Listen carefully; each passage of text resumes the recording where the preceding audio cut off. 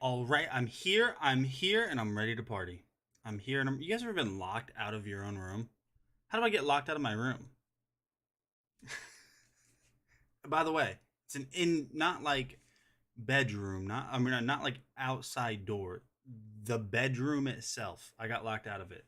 I have one of those smart locks, and the batteries were dying on it, and I really kept testing my luck with it, and I don't know why I just didn't change the battery. So when I woke up this morning, yeah, completely gone. Batteries were dead. Couldn't even get into my own room. Didn't have any AAA batteries. Had to go get some because all the AAA batteries are in that thing back there. So that I was like, all right, all right. Pause for a second. Just pause for a second. Also, welcome everybody to the stream. If you guys are new here, welcome. Feel free to ask any questions. We're going to be showing quite a bit of products on hand today. It's going to be a little bit of a quicker stream. Same amount of products, but we are going to be going through them a little bit quicker today. Bunch of different types of products. We even have a really nice knife set, which I don't know if I've ever shown you guys live on stream. I don't think I have. That knife set is really nice. That's made by Master Mason. We're going to talk about the iPad, a couple Bluetooth speakers, and more than likely we'll probably even do an unboxing on a brand new Bluetooth speaker, which is the Soundcore Mini 3. So let me actually grab that real quick.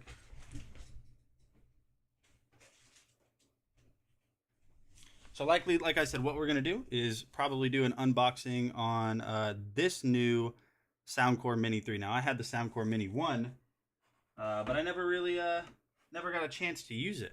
But if you guys are lurking in the background, everybody gather around. We're going to do a bunch of products on hand with our new on-hand overhead cam. I'm super excited about it. And with that being said, let's just go ahead and jump right in. Like I said, it is going to be a little bit of a quicker stream today, which is really no issue, but we'll go ahead and just jump right in. The first product we're going to talk about is, I got to turn off all these notifications. They are going cuckoo crazy right now. There we go. Cuckoo crazy. All right, guys. So we'll go ahead and just start this stream off nice and strong. And we will actually, you know what? No. What I want to do today is I want to do all of the on-hand or all of the video products first. Now there are a couple that I do have on hand that I could show you guys live, but it's a hoverboard and I'm not following on the stream. I'm sorry. It's not happening. Your wishes cannot be granted because that's not going to happen. But let's go ahead and jump in. And like I said, we're going to go ahead and take a look at our video products first. The first one that we're going to look at today is going to be the Eufy RoboVac X8 Hybrid. It is a robotic vacuum and mop combo. So you're going to get both of them with LiDAR navigation, app control, voice control through Google Assistant, or you can get it through Alexa as well, which is really cool. I could probably also use it with Astro in the background there. So let's go ahead and I'm going to load up that video. I'm going to get rid of all of the videos real quick. That way the rest of the stream is all of the stuff in the background right there, as you guys can see all of those products. Again, like I said, the first product is the RoboVac X8 Hybrid.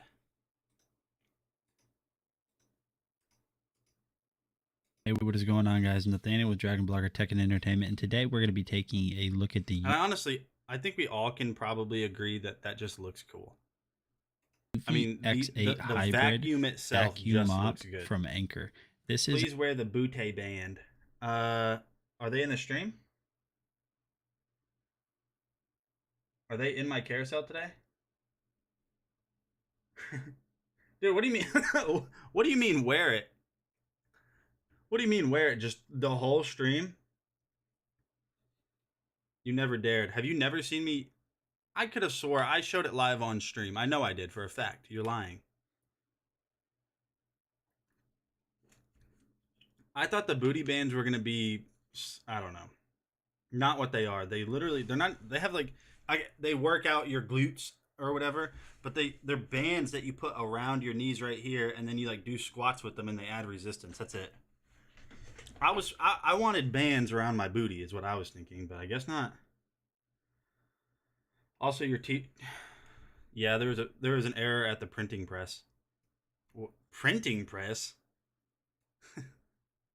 Oh, I'll have to get down to the printing press. There was an error with our no, what would they used to say? Like, instead of clothing, what would they say for clothing? I have to get down to the printing press. There was an error with our no, not articles. I don't know, whatever. All right, let's go ahead and jump back over here real quick. Like I said, guys, if you guys are new here, first of all, welcome. Today is going to be a quick stream. We do have a full carousel. I'm going to knock out the videos, and then we have a bunch of stuff that we're going to show live on hand today to finish off the stream. Suitors. It's an absolute beast, like robot vacuums. Continuing on, you're obviously going to select X8 hybrid, and now you'll see that it will pop up because we did turn on the vacuum. It automatically enables Bluetooth. Oh, Meat Face. It's not already paired. Meat Face, I don't even think you knew, dude. Remember this old thing? Well, no, you probably don't remember it at all, but my overhead cam, how like every time I would try to use it, I would use a it just wouldn't work. It just looked bad, and I was always messing with it. Guess what? No longer. We now have a Sony ZV-1. Oh yeah. That was slightly weird. What is that? I can't even see that on my OMG. Look how much better that looks, though. Like, what? That looks so much better. OMG. What's up, David? What's going on? Who else do we have? CC, welcome to the stream, my friend. Like I said, we are going to be doing a bunch of on-hand products today. We're even going to be unboxing a new product, which is going to be this guy right here. The Soundcore Mini 3 in red. Ooh, because it's Valentine's Day. Yeah, happy Valentine's Day, by the way, everybody. We're gonna be. I thought that was really cool. I was really proud of myself for doing that. Was that a double flip? Okay, hold on. No, single flip. Hold on. Double. No, wait, hold. Single flip. 1.5. All right, single. Double. Triple. Can't do it. It must get hot in there with all the cams and lights and equipment. It does. Dude, it does. That's why I also stopped 3D printing on stream, because 210 degree hot plate and a a 60 degree hot plate and a 210 degree nozzle. Yeah, it's rough. Costi, happy V-Day to you too. Yeah, we don't have a lot of lights. The ones that get the most warm, honestly, my computer is pretty close. It's right there. The hot air going from that. I mean, I do have a softbox, but I don't really feel much heat coming from it. And then my key light doesn't really, I don't know. 210 hot plate just just destroys it. And create a map. Now you are inside of the app, and you guys can see right here we have a ton of features. Up there at the top you have battery life, total cleaning time, the cleaning type. You have suction strength, which is pure power, turbo max, and boost IQ. The boost IQ works really well by basically reading what type of surface it's on and adjusting the suction strength accordingly. And then the next thing that you're going to have is up here in the top right is you have the settings wheel, and you have a ton of stuff in here, such as manage map, tap and go, cleaning history, you have voice settings, and then down here at the bottom you will see accessory services, and this is basically going to tell you the remaining life on all of the accessories, such as the brush and filter, which it's really awesome that they included that, just so you know when it's time to replace those. And so like I said earlier, installing the mop head attachment is very easy. All you have to do is slide it on there, it'll click, and you're good to go with that mop attachment. That's all there is to it, and you guys are ready to get this thing on the base. All right, and you guys can see that right here we have this installed on the base, but don't do what I did here. Make sure you have 3 feet of clearance on either side, so forward, left, and right. Otherwise, whenever this thing does try to go and clean, all it's ultimately going to end up doing is turning around and running back into its base. So this right here is just a little time lapse. You guys can see this. Why did it swap back over? The corners really well. One of the really incredible things about this is you guys are going to see how tight it holds around this little desk that I had set up. I purposely set it like this to see if it would be able to navigate itself into this little cranny right here, and then also navigate itself out, and it did a really good job in doing that. And then regardless if you told it to go back to its home or it does it itself after the battery is dead, this thing goes right back. The Eufy X8 does a phenomenal job vacuuming your carpets and mopping your floors. So if you guys have been looking for a very easy to use robot vacuum, I highly recommend this one from Eufy, and I will see you guys on the next video. All right, so there you guys have it. Fantastic robot vacuum. Everybody, welcome into the stream. I hope you guys are having a good Valentine's Day. Valentine's Day, I don't really celebrate. I did get my wife like a big old gift basket full of stuff. I got her, I mean, she already knows. I gave it to her on Sunday. I cannot wait. I can't wait for holidays. Like, I am the epitome of, hey, do you want your gift now? It'll be, I'll get a Christmas gift in November and give it then. I can't wait. I don't know why. I can't do it. I also hate surprises too. So I ask for all of my gifts a month or two before, if people have them, if I get gifts, if people love me. We're going to talk about the next video, because like I said, we're going to show most of the stuff on hand. We're going to talk about the Govee 65 feet of RGBIC LED lights. Now they're wrapped around my room. I don't use them anymore just because honestly, I don't know where the power adapter's at. I don't know what happened to it. I don't know how it's not plugged in anymore. They're really nice though. Today they're on sale from, let's see, $81.99, 10% off, $73.78. I don't like that. I don't like I get it, but I'd rather you do a random percentage off than make the price random. I don't like it. I'm not a fan. Govee, get it together, man. Get it together. Price rhetoric. Yeah, exactly. Look, ooh, rhetoric. Ooh, okay. I had a college professor that, I get it. A college English professor. I get it. You're an English professor, but you don't have to say the word rhetoric every 2 sentences. I'm not kidding you. I hated that word for so long because every other sentence he would use rhetoric. Like we would be having a class discussion and he would be like, I really like the rhetoric that you used there. And I'd be like, you can leave. You can just, I don't want you to say that again. And then he would be like, all right, class, today's rhetoric is going to be centered around, all right, so the rhetoric for today. And I was like, you know what? Get out of here. I don't want to talk about, stop saying rhetoric. We get it. You know that word. Cringe. We had one that said, needless to say, and we'd crack up every time, like a drinking game almost. Yeah. Like, I get it. You're a college professor. Kudos to you. You're probably smarter than me. I get it. But just because you know those words doesn't mean you have to use them all the time. It's like that announcer that they always get into it. Stephen A. Smith, he's always using big words, and at least with my college professor, these big rhetoric's not a big word, but words like that people don't use in an everyday vocabulary for obvious reasons. Stephen A. Smith, just look up Stephen A. Smith on YouTube if you've never heard of him. It's like not it's STEPHEN. Just look up Stephen A. Smith cringe, because he uses words all the time and it doesn't even work. Cringe, yeah. All right, so but just kind of stemming off of this rhetoric, we are going to go ahead and talk about the Govee RGBIC lights real quick. Hey, what is going on, guys? My name is Nathaniel with DragonBlogger Tech and Entertainment, and today I wanted to talk to you guys about and pair them with the app. The app is really cool. It's got a ton of cool features. So what we're going to do is take a look at the color feature of it. So this is going to allow you to select different segments of the light and choose the color that you want. Then you're going to have scenes, and the scenes is the most awesome part. So let's go ahead and select Starry Sky and see what that scene looks like. As you can see here, it's a little out of focus, but the starry sky just imitates a starry sky by having a blue constant and kind of purple and green flashing lights. It looks really nice and really clean. I really like that effect. So let's go ahead and jump back over into the app now, and we'll select, we'll do fire. So in fire, as you can see here, it's doing its best to imitate fire. Now, obviously, that's not going to be perfect because this is a light strip, but it's still a cool feature nonetheless. Okay, so now jumping back to the app, like I said, a ton of cool features there. You're also going to have a DIY feature, which allows you to program the lights to your desire. You're going to have a brightness filter here, the effects lab, and then there's also a power off and on button right up here at the top that allows you to simply do just that. And then another cool feature is the Alexa and Google Home compatibility, which allows you to control the lights with your voice, as you can see here. Hey Google, change the lights to red. Hey Google, it's party time.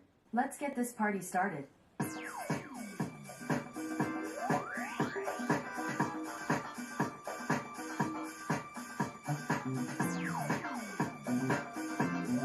Hey Google, stop. And then you're also going to have a voice reactive feature. Who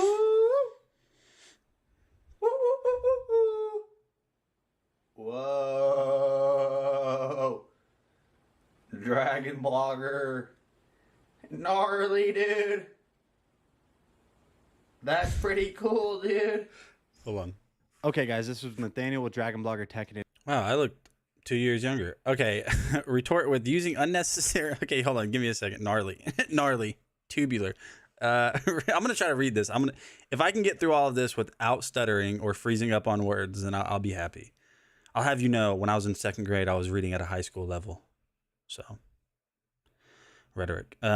Retort with using unnecessarily complex language does not enhance one's perceived intelligence. This is true. Some people, oh my, I dislike it so much. Because they know a plethora of words, so they use them all. I get it. Utilizing needlessly convoluted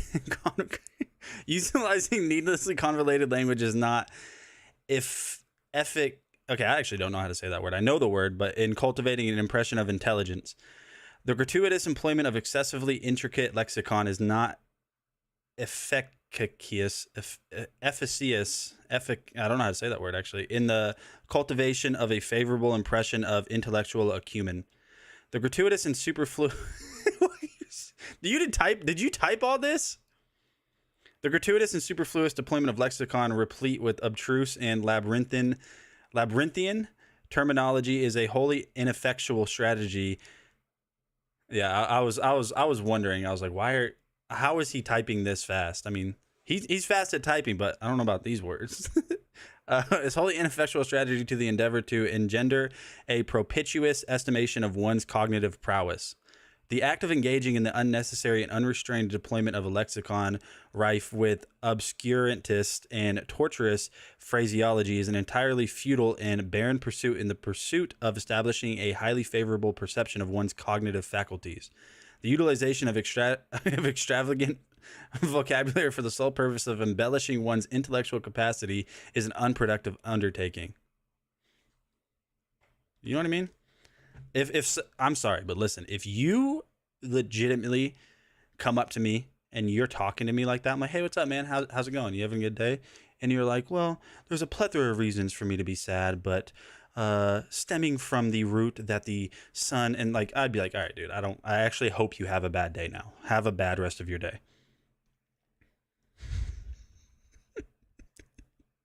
Don't have a great rest of your day. Don't talk to me ever again. honestly. Okay. Yeah, if you talk like that, I mean, why? There is one person that I can follow, and I don't think it's because he's trying. There's one person that I can follow, and I don't think it's because he's trying to use like these phrases and these terms and these words that are, you know, to some people might be confusing. And it's Jordan Peterson. I just think he's that smart that's just like, that's what's cycling in his head. Jordan Peterson. Like, I feel like that's just what's going on in his head. And he's not like trying to use these words. He just does. I don't know. All right. So we have an Evercross all-terrain hoverboard up next. He probably has a word a day toilet paper. You could be like Eminem. I think Google it real quick. I think Eminem used to study the dictionary, like whenever he was like first trying to be, you know, an artist. I think he used to study the dictionary to just learn words, like big words, and what rhymed with what. All right, so we're gonna look at this Evercross hoverboard. It's really nice, a really nice hoverboard. Eminem used to read the dictionary as a kid to expand his vocabulary. As a kid and during his youth, Eminem would read the dictionary to expand his vocabulary. He dropped out of school during the 9th grade before pursuing his rap career. People, let's separate if you like rap or not. Separate if you like it, if you do like rap but you don't like Eminem. The way he is able to, I don't know, it's just, I listen to it and I'll have to like backtrack, and he'll say 2 sentences or 2 bars and it'll have like a quadruple entendre mixed in with a double entendre. And the way he's able to do that, you have to have screw loose, because it's nuts, dude. No, that's not the right one, but yeah, it doesn't make any sense how he's able to how he's able to just conjure all of those different thoughts, and I don't know. You gotta have something up there.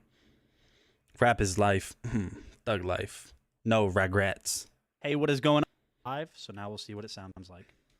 I get lost inside my thoughts, and when I start to think, oh, the Tahoe closest starts to end up on the rail so fast from heaven. It's like someone clipped my wings. Now I'm flying.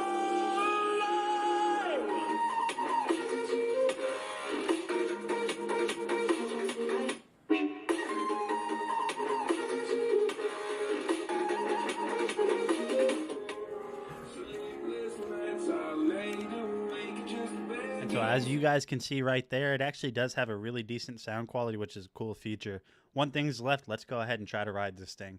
So simply all you have to do to get this thing up and going is just push the power button. It'll do a little quick startup cycle, and then you're ready to go. Now, I'm not the Meatface, best at before this, we but let's continue, go. before we continue this video, choose a 2-tone or a 3-tone color pattern for all of my lights in the background. I set it up before the stream, and I'm not a fan. Go ahead and give this a try. So I weigh about 215 pounds, and this thing has no problem towing me around. So I definitely think, anybody up to 265 pounds, you're going to have a lot of fun with this machine. As you can see here, I'm not really going too fast, but it does have a nice tight turn radius, which is a cool feature. So to throw you a bone with this too, so we have, well, you can't really see those, but we got you can choose, like, say which ones are what. So we've got string lights, floodlights, and glide. String lights, floodlights, glide. Dark red plus almost white pink plus bright red for Valentine's. Okay. I'll mess with that as the rest of this video is playing, and then afterwards. Whoa! Oh my gosh. You're a wizard, Harry. Do you have the scar? You're trying to do some tricks or just make it look really cool. And like I said, I am not the best, and that's why I fell off going about 0.02 miles per hour. And you can see here, you can do pretty... I just remembered watching me almost fall there before, well, on video. I'm sure I save all of, like, the source files for all of these videos I create, like, in a folder, like project folders. And I'll try to find it. I fell on my back off of this thing. This was like my first time ever riding a hoverboard right in here, in this room. First time ever. And I fell on my back, like straight on my back. Tight little cool circles. So that's a Okay, pretty so cool we got little dark feature. red, almost white pink, And bright let's do red. some more circles. Hmm. And I might file off here. Well, actually, no, we're good. Let's go ahead and take it outside. We're going to go ahead and try to go down this hill. Keyword try, because like I said, I am not good at hoverboards, but I'm sure you guys will be. And we'll just take it down this road. Now, this road is pretty rough, and this has no problems going over this tough terrain. And as you can see there, I fell off again. And we'll try to go forward again. And going 0.2 miles an hour, I will fall off again. But regardless of my inability... All right, so there's the Evercross all-terrain hoverboard. We're going to switch over to the overhead cam, but we need to add where you guys can see me, but we're going to swap them. So I got to go with main cam here. Well, hello.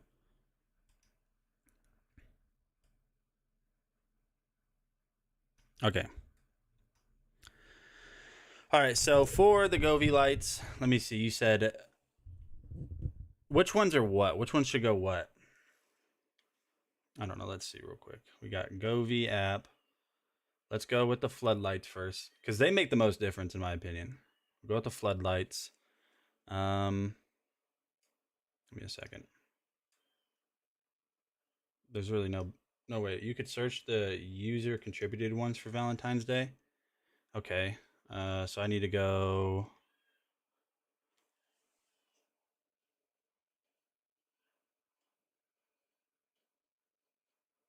It's so scaled down that it's hard for you guys to read the text. There we go. It's whatever. Okay, so is it Marketplace, or is this just where you search? Discover.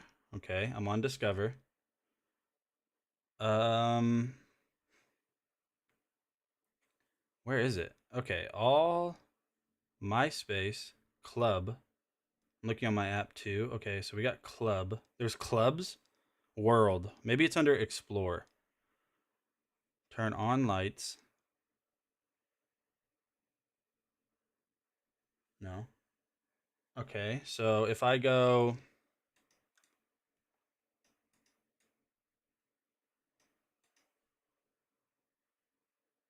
DIY videos, no thank you. Festival, workshop creation. Maybe it's here. Maybe it's under workshop creation.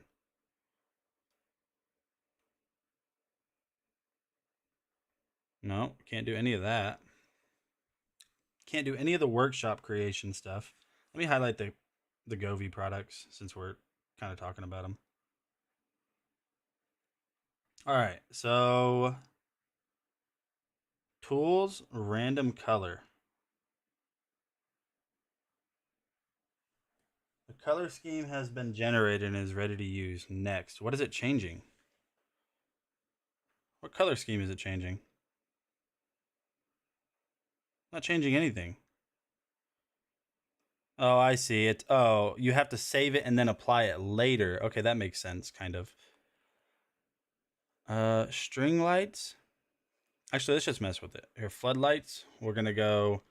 You said dark red, so let's try to do a color wheel of dark red. Where's the color wheel? There it is. Select the lamp. Select all. Color wheel. Try to go with a dark red. More orange. It's more. Okay, so there's a red.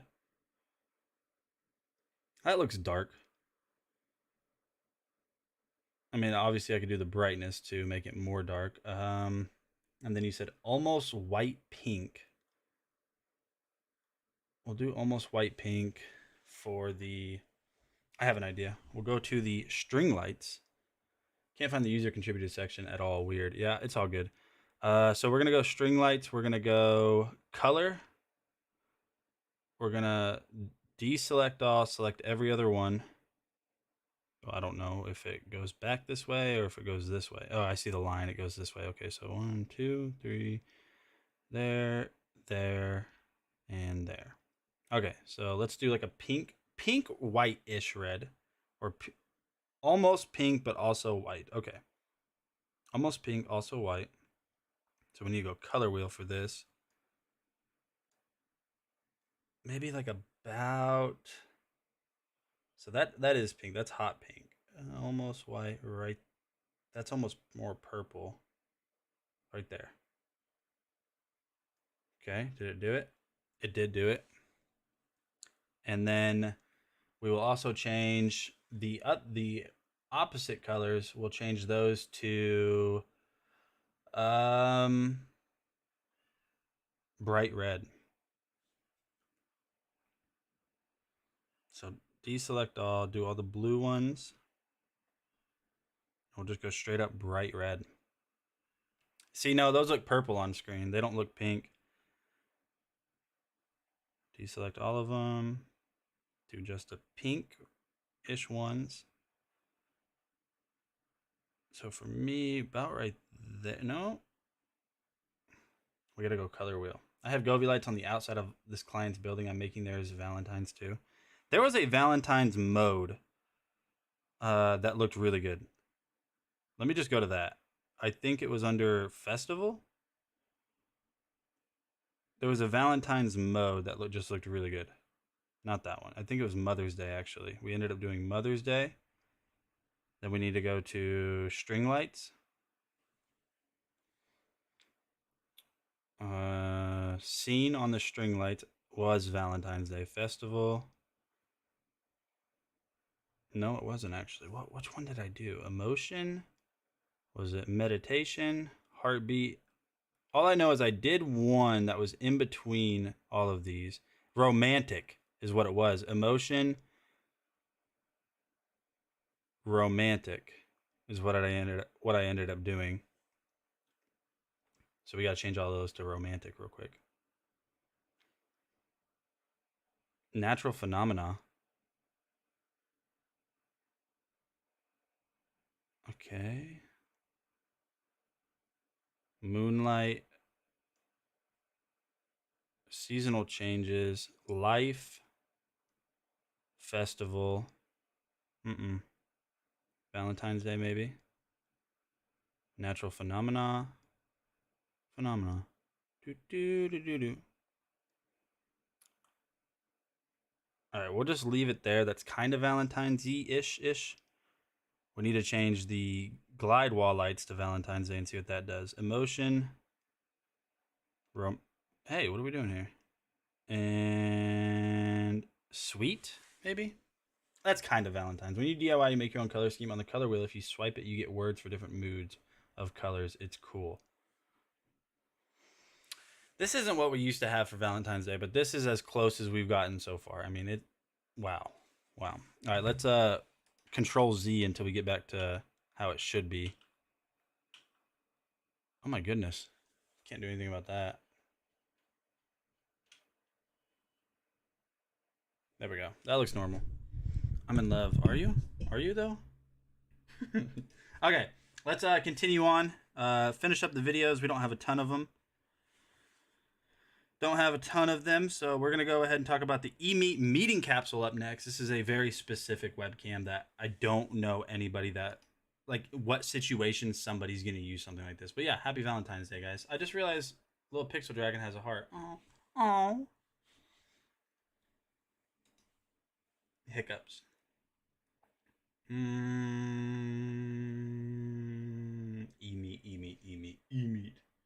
Here it is.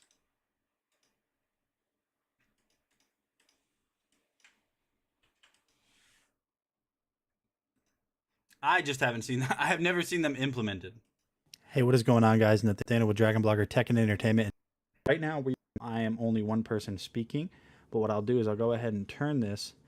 And so when I start speaking here, what you're going to notice is it's going to pull me into a frame. Now, if there was another person talking, it would automatically pull that in. And it's trying to actually pull in multiple people here because it's seeing my... Do I know if it auto zooms in on the person talking? Yeah, so there's multiple focus modes on how it will focus who's talking. It can do like up to 3 people focused or just singular person. So I'll actually hide myself so you can kind of see everything. So this is the software that comes with it. Now you can change it all through the remote that comes with it or the buttons on it. You just won't be able to see a live preview unless you're in the app you're going to be using this with. Screen. So we'll go ahead and rotate this. And we will switch to the speech mode. So now what speech mode is going to do is it's going to center whoever is speaking, but one person at a time. So as you guys can see here, it focused me directly. But what we're going to do is go ahead and turn this around. And if I start speaking, microphone check, mic check, 1 2 1 2, it's going to focus on just me. And then once I stop speaking, say there's another person in the room, I will simulate that by just basically turning this. As you guys can see here, it focused on the person talking again.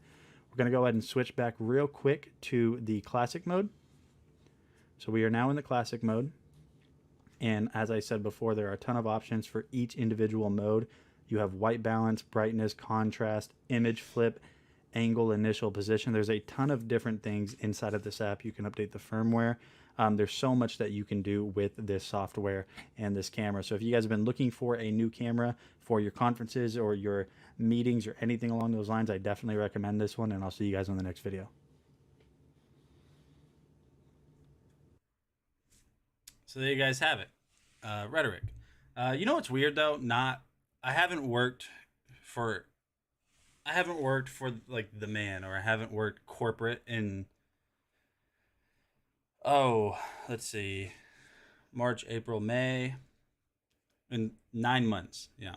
I haven't worked corporate in 9 months, and then it's weird, but sometimes you feel like not working corporate, you feel not weird. I don't know. I can't explain it.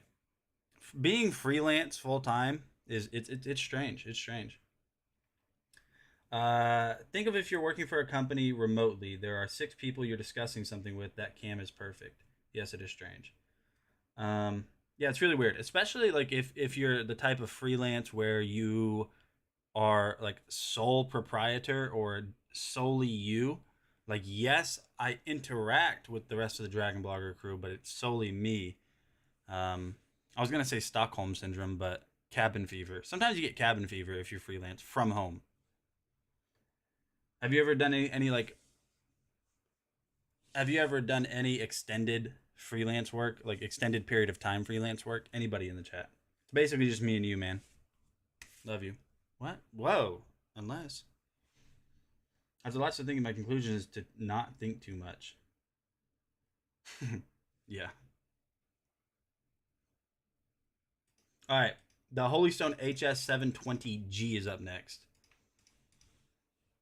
I can't wait to do Pokemon cards on this, dude. Where are my Pokemon cards? Right here. I just have Pokemon cards randomly everywhere in the room. It just looks so... Oh my gosh, look, it's shiny. I can't wait.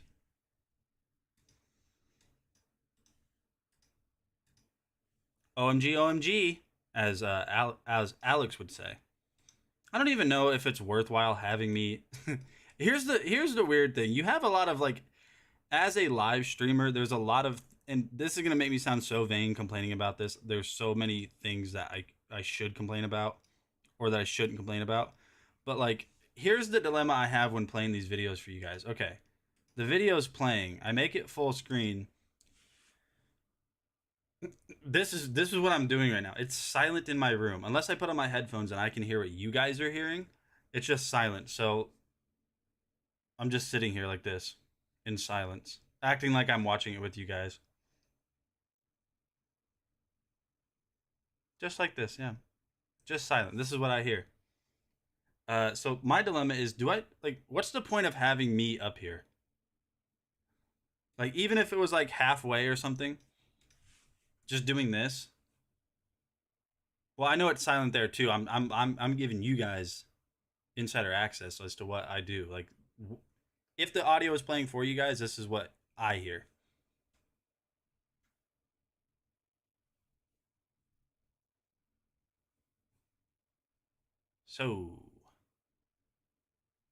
So I'm just sitting in here. It's weird, man. I don't know. Maybe I'm too introspective. All right, I don't even know how to do this anymore. There. Itself. Now, this is a compact folding drone, just like some of their other drones. This one does feel a little bit sturdier, and it does have a little bit of design changes. Some quick specs about this. It does have a Honestly, you know what I should do? I should just make my camera right here. There we go. Wow. And as you guys can see right here, if you look at that, it's pretty cool. I love it, dude. I think it's awesome, man. How small can I make that? Dude, why could you do that? Look, I could just put myself up here, look.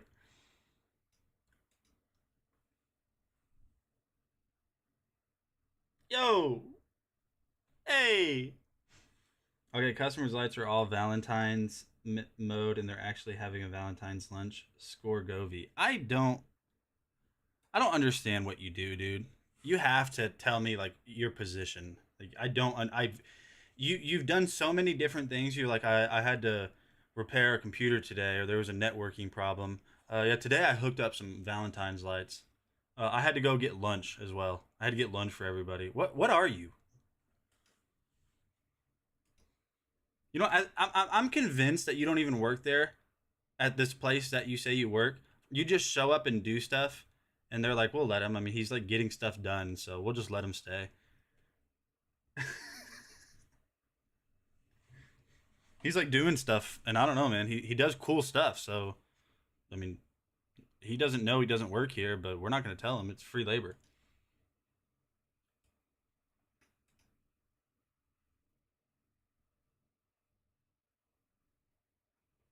Oh, it's silent. side, you are able to switch between photo and video mode. So we'll go ahead and look at some of the settings for the video. So there's auto white balance, there's grayscale, there's a whole bunch of different settings for video color. You're going to have 2 different video types, which is going to be 30 frames per second at 4K and 1080p at 60 frames per second. Enough of all of me talking though, let's go ahead and get this thing in the air and see what this thing is capable of. I'm super excited being that this is their highest end model.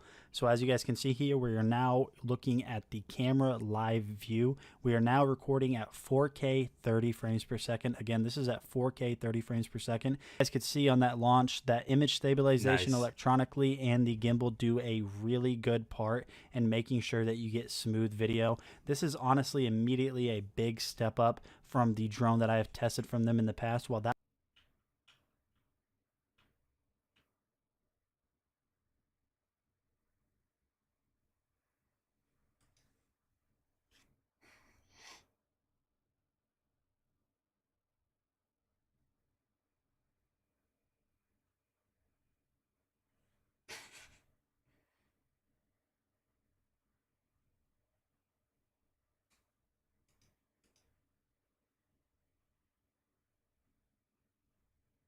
Wow. Oh, is it still mute? It's been muted the whole time? for a new drone that is very easy to learn and fun to fly around with, I highly recommend this one. And Use your green screen. I wonder if that even works. No, I mean, Broadcast has...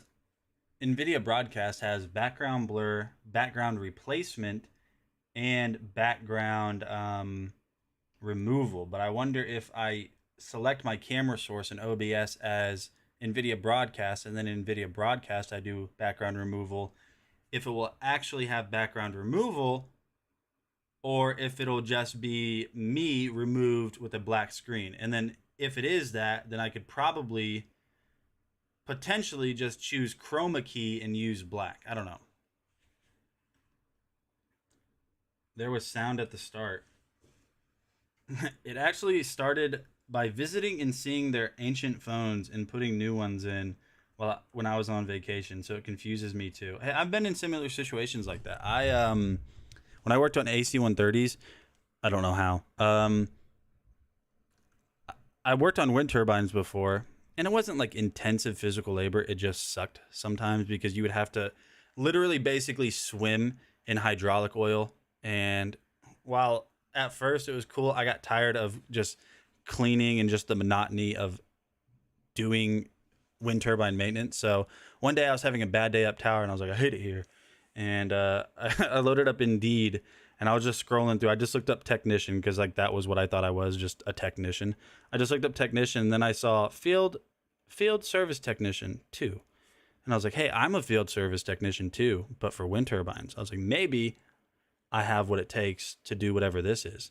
And being that it's a they don't say it's working on airplanes. Otherwise, I wouldn't have applied. I would have been like, yeah, I'm not getting that job. They don't say it's working on airplanes, and they definitely don't say it's working on airplanes for the Air Force, and they definitely 100% don't say it's working on airplanes with the Air Force, and you have to go to Iraq and stuff like that sometimes. So I applied because it was a very generic job description on Indeed, like very generic. It just said like you need... like, this is what we do. We work on hydraulic systems, electrical systems, mechanical systems. You have to have this type of experience. If so, apply, yada, yada, yada, benefits, all that. And I was like, hey, I do all of that stuff now. And then I applied, and they called me back like 2 weeks later, and I showed up to the job interview, and I realized that I had no idea about anything that they knew about at all. Like, zero, zip, nothing. I didn't know anything. They were like, do you know radios? And I was like walkie-talkies? And they're like, no. And I was like, all right, cool, I get it. They're like satellite communications, UHF, VHF. And I was like, yeah, I don't know anything about that. Then they're like, well, do you know how to solder high gauge wires to boards and this and that? And I was like, nope, not at all. And they're like, well, do you know how to build like entire new cables from base sets of wires and crimping tools and all that? And I was like, I know how to splice stuff and use a heat gun with like heat shrink. And they're like, yeah, this is gonna work out. That's what they did. I don't know. They're like, this guy hasn't answered anything. He doesn't know anything about what we do. Hire that guy. They're like, hire that guy. He answered everything wrong. Are you calm under fire? Yeah. Yeah, I am. I've always been and I don't want to pat myself on the back, but in person, like in person speaking with people, I don't stutter like this. I don't know why. Maybe it's like a brain, like maybe my brain like flips a switch whenever it's like serious. I don't stutter, and I'm not all over the place like I am on streams when I'm like interviewing or having a serious discussion about anything. So maybe there's a flip that switches, but I have a good way of building rapport with people. I don't know how, I don't know why. I have a good way of building rapport and getting people to like me in person. I don't know why. It just put in earbuds. What do you mean? Like to help myself not stutter and stuff like that? Under fire. Yeah. I don't know how, but every time, you know, if it's ever been a super serious conversation, you know, negotiating a raise or negotiating starting pay or, you know, getting out of a bad situation where I was going to get fired, you know, all of that stuff. I don't know how, but all I ever do is just put in, I just blare heavy metal through my headphones, and I get out of that stuff. You know, I would say I'm pretty calm under fire. I'm also really good at, and maybe this is sociopathic, but I'm also really good at making what I know how to do that doesn't sound incredible or sound good sound much. I'm good at making things sound much better than they are, and I think that's how I got the job. One of the requirements was you had to have a security clearance. If you didn't have a security clearance, then if like the other qualifications were enough, then they would go through the security clearance. I already had one because of the military. Like I still have one. You have one for 10 years. Once you enlist, you go through the enlistment process, you get your security clearance. So I had that, which was a plus. I had an associate's degree, not a plus. And I had the experience on paper to do what they did. The interview went well, though. I think it did. Way back when. That was 2019. Oh, dude, I don't get it. Can we slow down? How was that 2019? I didn't want salmon. What about you, Meatface? What would you say is the most serious job you've ever, like, everybody that's in, I know there's not a lot of you guys, and it's really just me and Meatface, but CC, if you're still here, what is the most serious job interview you've ever had? Like, where even you were kind of like, whoa, like this is real. Like this isn't, I'm not applying at Little Caesars. That was actually my first job. I got fired. I got fired from Little Caesars. I don't even remember why. Medical assistant instructor.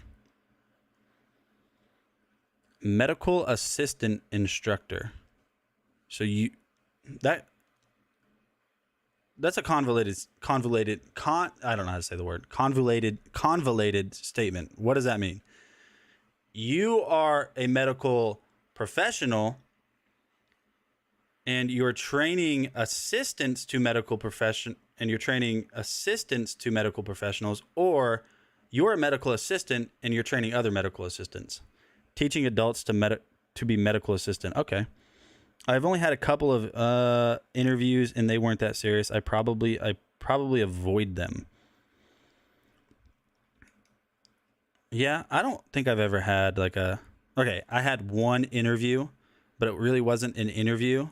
I had the most serious like conversation I've ever had to have. I'm not kidding you. Was speaking to people from the Pentagon.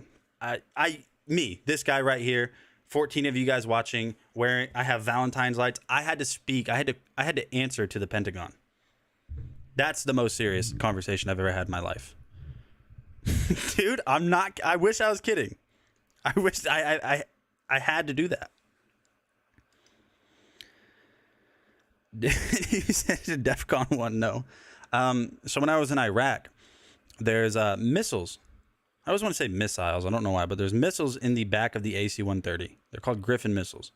Everybody knows it. It's public knowledge. The feds pop up. That's classified.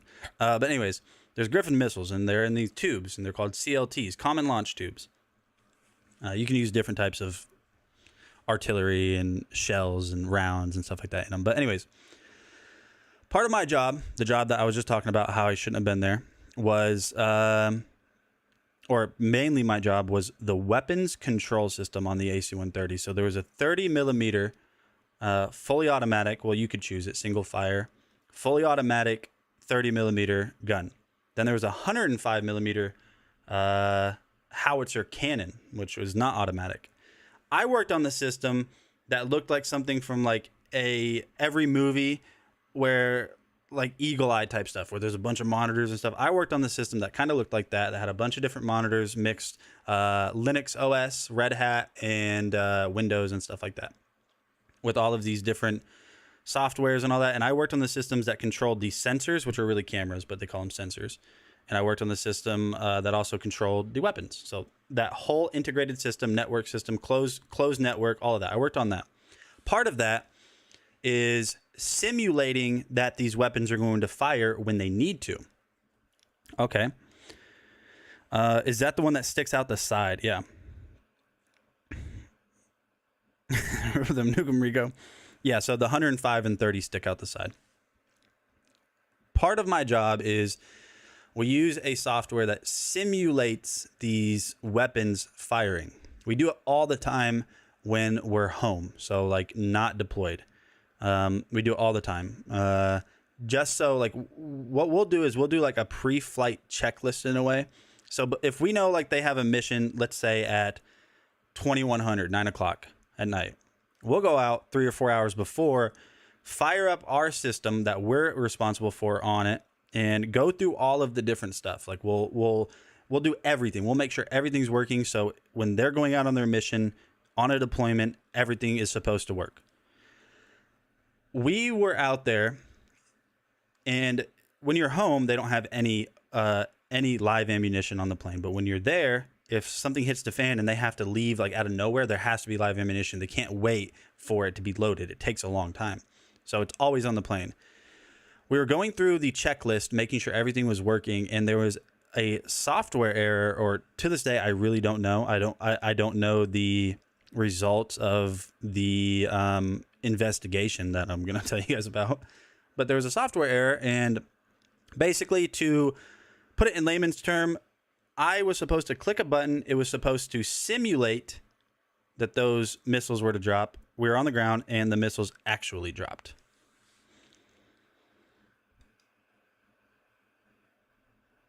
The missiles actually dropped. Dude, I will never forget the sound that made. Now, here's the thing. In retrospect, and even before, so retrospect, if I could take myself back to that day and think about 2 days before that happened, or even now, those missiles wouldn't have exploded no matter what. Like they wouldn't. There wasn't enough criteria met in order for them to actually detonate. They have to have a GPS lock target, all of this crazy stuff, right? They have to have a GPS lock target. They have to reach a certain velocity. They have to spin at a certain RPM, I guess you could say. There's a bunch of criteria that needs to be met for them to actually detonate. So really all that happened was the system that holds them there said, hey, drop. And they did. Dude. And so that's why I had to speak to the Pentagon. They asked me a bunch of questions. Me and my lead. Speaking of Air Force, my husband was in the Air Force, but in security forces. Now my nephew and cousin are both in the Air Force. I can't explain to you I wouldn't even say, I feel like fear is an understatement. And I didn't panic when I saw it. I was the only one there. So there's people on the outside of the plane. But so the ramp on the plane, so there's two doors basically. Like, say this is the back of an airplane. One goes like that, one goes like that, and now you can like walk out. The ramp can go on the ground, and the they call it the dragon's breath door basically, but that's where the missiles are at. The ramp was open and laying on the ground, and so the missiles are up here. The missiles are like all up here, and they drop down. But before they drop down, there's like they're not like a lid is kind of really an underwhelming way of saying it, but there's kind of like a metal bracket there that pops out first whenever, you know, it does get deployed. And so I had been running these simulations for a year. So I'm not used to ever hearing any sounds. I mean, I had assumed if you're really doing it, you're going to hear something, but I heard like I pressed the button to simulate, was watching the screen, waiting for like a confirmation basically. And I heard like a clink, ding, ding, ding, ding. And so I looked to my right. So it's over there. Like the missiles are over there. Everything else is over here. So I looked to my right, kind of confused. I was like, what was that sound? I've never heard that before. And then I looked to my left and I see it bouncing around on the ground. And since I only saw there's a couple seconds between when that thing drops and the missile drops. So I looked at the ground and I was like, what the heck is that? And then I just saw a missile go whoop. Dude. I just saw whoop. Whoop. And then the next metal thing. And then whoop. And then the next one. And then whoop. And I froze for a second, which you shouldn't do in that situation. I froze for a second because I was like, is this really happening? Like that, you don't know what to do. You don't know what to do in that situation. You see missiles dropping in front of you. I mean, they're only dropping like maybe 6 feet and hitting the ground, but you see that happen. So I like froze for a second. And once like the third one dropped, I kind of realized like, oh, this is real. Like this is not a drill. And so I quickly hit abort, or whatever the button was. I don't know what the corresponding, but I hit stop process basically. And I ran up to the flight deck and my lead was up there because in order to get this stuff to happen, he has to be like flipping stuff and I have to be flipping stuff. But anyways, and I don't know what I said. I was like, missiles. I don't know what I said. I don't remember. He was like, what? I was like, the missiles are dropping. And he was like, what? I was like, they're out. I don't know. And he just realized eventually that like, hey, something bad's happening. So he started to like run from the flight deck. You got to go downstairs. He started to run, but realized in the heat of the moment, he forgot his Dr. Pepper. So he turned around, grabbed his Dr. Pepper, and we just ran across an airfield 125 degrees out. You going to pick that up, bro? And so, yeah, long story short, that is why I had to speak to a 3-star general. I don't remember. But yeah, it was they called me. I knew that they were going to call on said day. I don't remember what day it was. Like they said, hey, you're going to receive a call today. Just have your phone on or whatever. And I was like, okay, cool. That's fine. And I went from playing Call of Duty because there was Wi-Fi there, like poor Wi-Fi, really poor. But I went from playing Call of Duty to my phone ringing, unknown caller answering, hello? Hey, this is this is Lieutenant General. And I was like, okay. LOL, wait, my Dr. Pepper. I'll actually show you guys a video here in a second, but let's go ahead and take a look at this Deco Pro 128 piece tool set while I find that video. I have the video of the sensor, the cameras were pointing outside. I have the video of pretty much everyone reacting to what happened, and you'll see my lead will have a Dr. Pepper bottle in his hand. So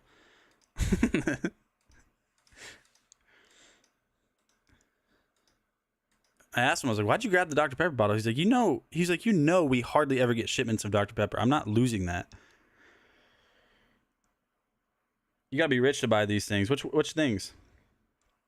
Sean Jones, what's up, man? I answered questions, but had to have a background check by State of Texas, FBI. Then later another background check by Houston Airport System, HPD, FBI Homeland Security. This will get clearance to be allowed to drive on the tarmac gate runway areas of Bush Intercontinental with hazardous material. Okay. We're going to check out this Deco. Yeah, airfield access without hazardous material isn't easy to get. Pro 128 piece tool set. This does come in metric, which I actually prices. There we go. Yeah, everything's built really nice on here. You're also going to have a screwdriver that you can add in those bits that I talked about earlier. Soft touch material all the way around that.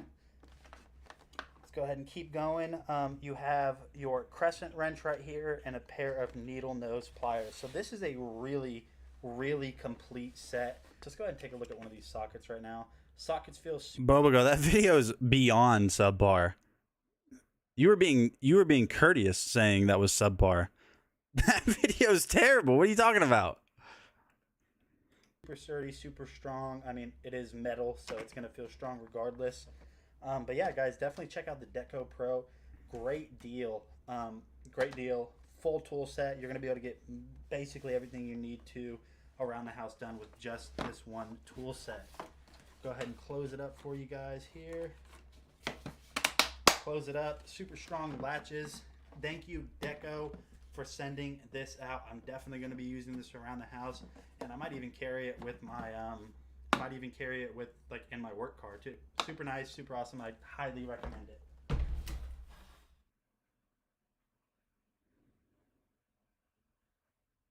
Oh, the video's done. Okay, cool. Great.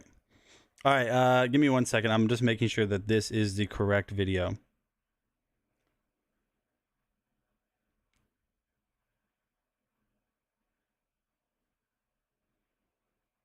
Okay, hold on. It should be the correct video. All right. Let me I'm squeaky clean. Got clearance in 8 days. I was free to drive oxygen, propane, hydrogen, etc. all over the airport. My husband would have rather drove 6 hours than to fly for 2 hours. Don't mind me. I don't even have a profile pic. Bubba go. That's what's up, me. All right, let's switch over to the overhead cam. I'll zoom in. We'll find it. I know it's one of these videos right here. I don't know why I recorded it so many times, but it's one of these. Okay, so that's the sensor I was telling you guys about. That's what it looks like. So let me see if anything happens in this video. So that guy is like laying down. He was outside. Okay, so that's not one of my team members. It might be this video. Yep. Okay, here we go. So you'll see them react, right? You'll see them react and not tell anybody else. So here you go. Watch this. Watch that person right there. And missile dropped.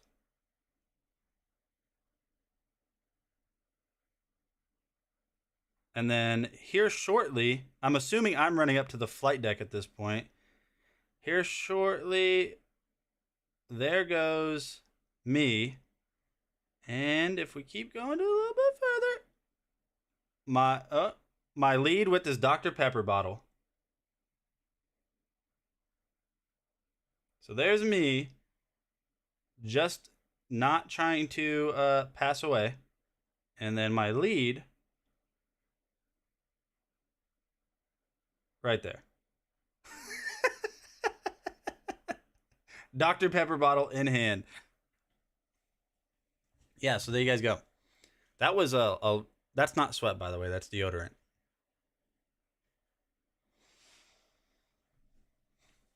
The best deodorant there is, actually. But yeah, no, there's a hi, Dr. Pepper. His Dr. Pepper is cold on the thermal. Yeah, well, it was probably a cold Dr. Pepper. Who was recording that? Like the thermal camera? Oh, okay. It's a 1 point. You want a thermal camera or a cold Dr. Pepper?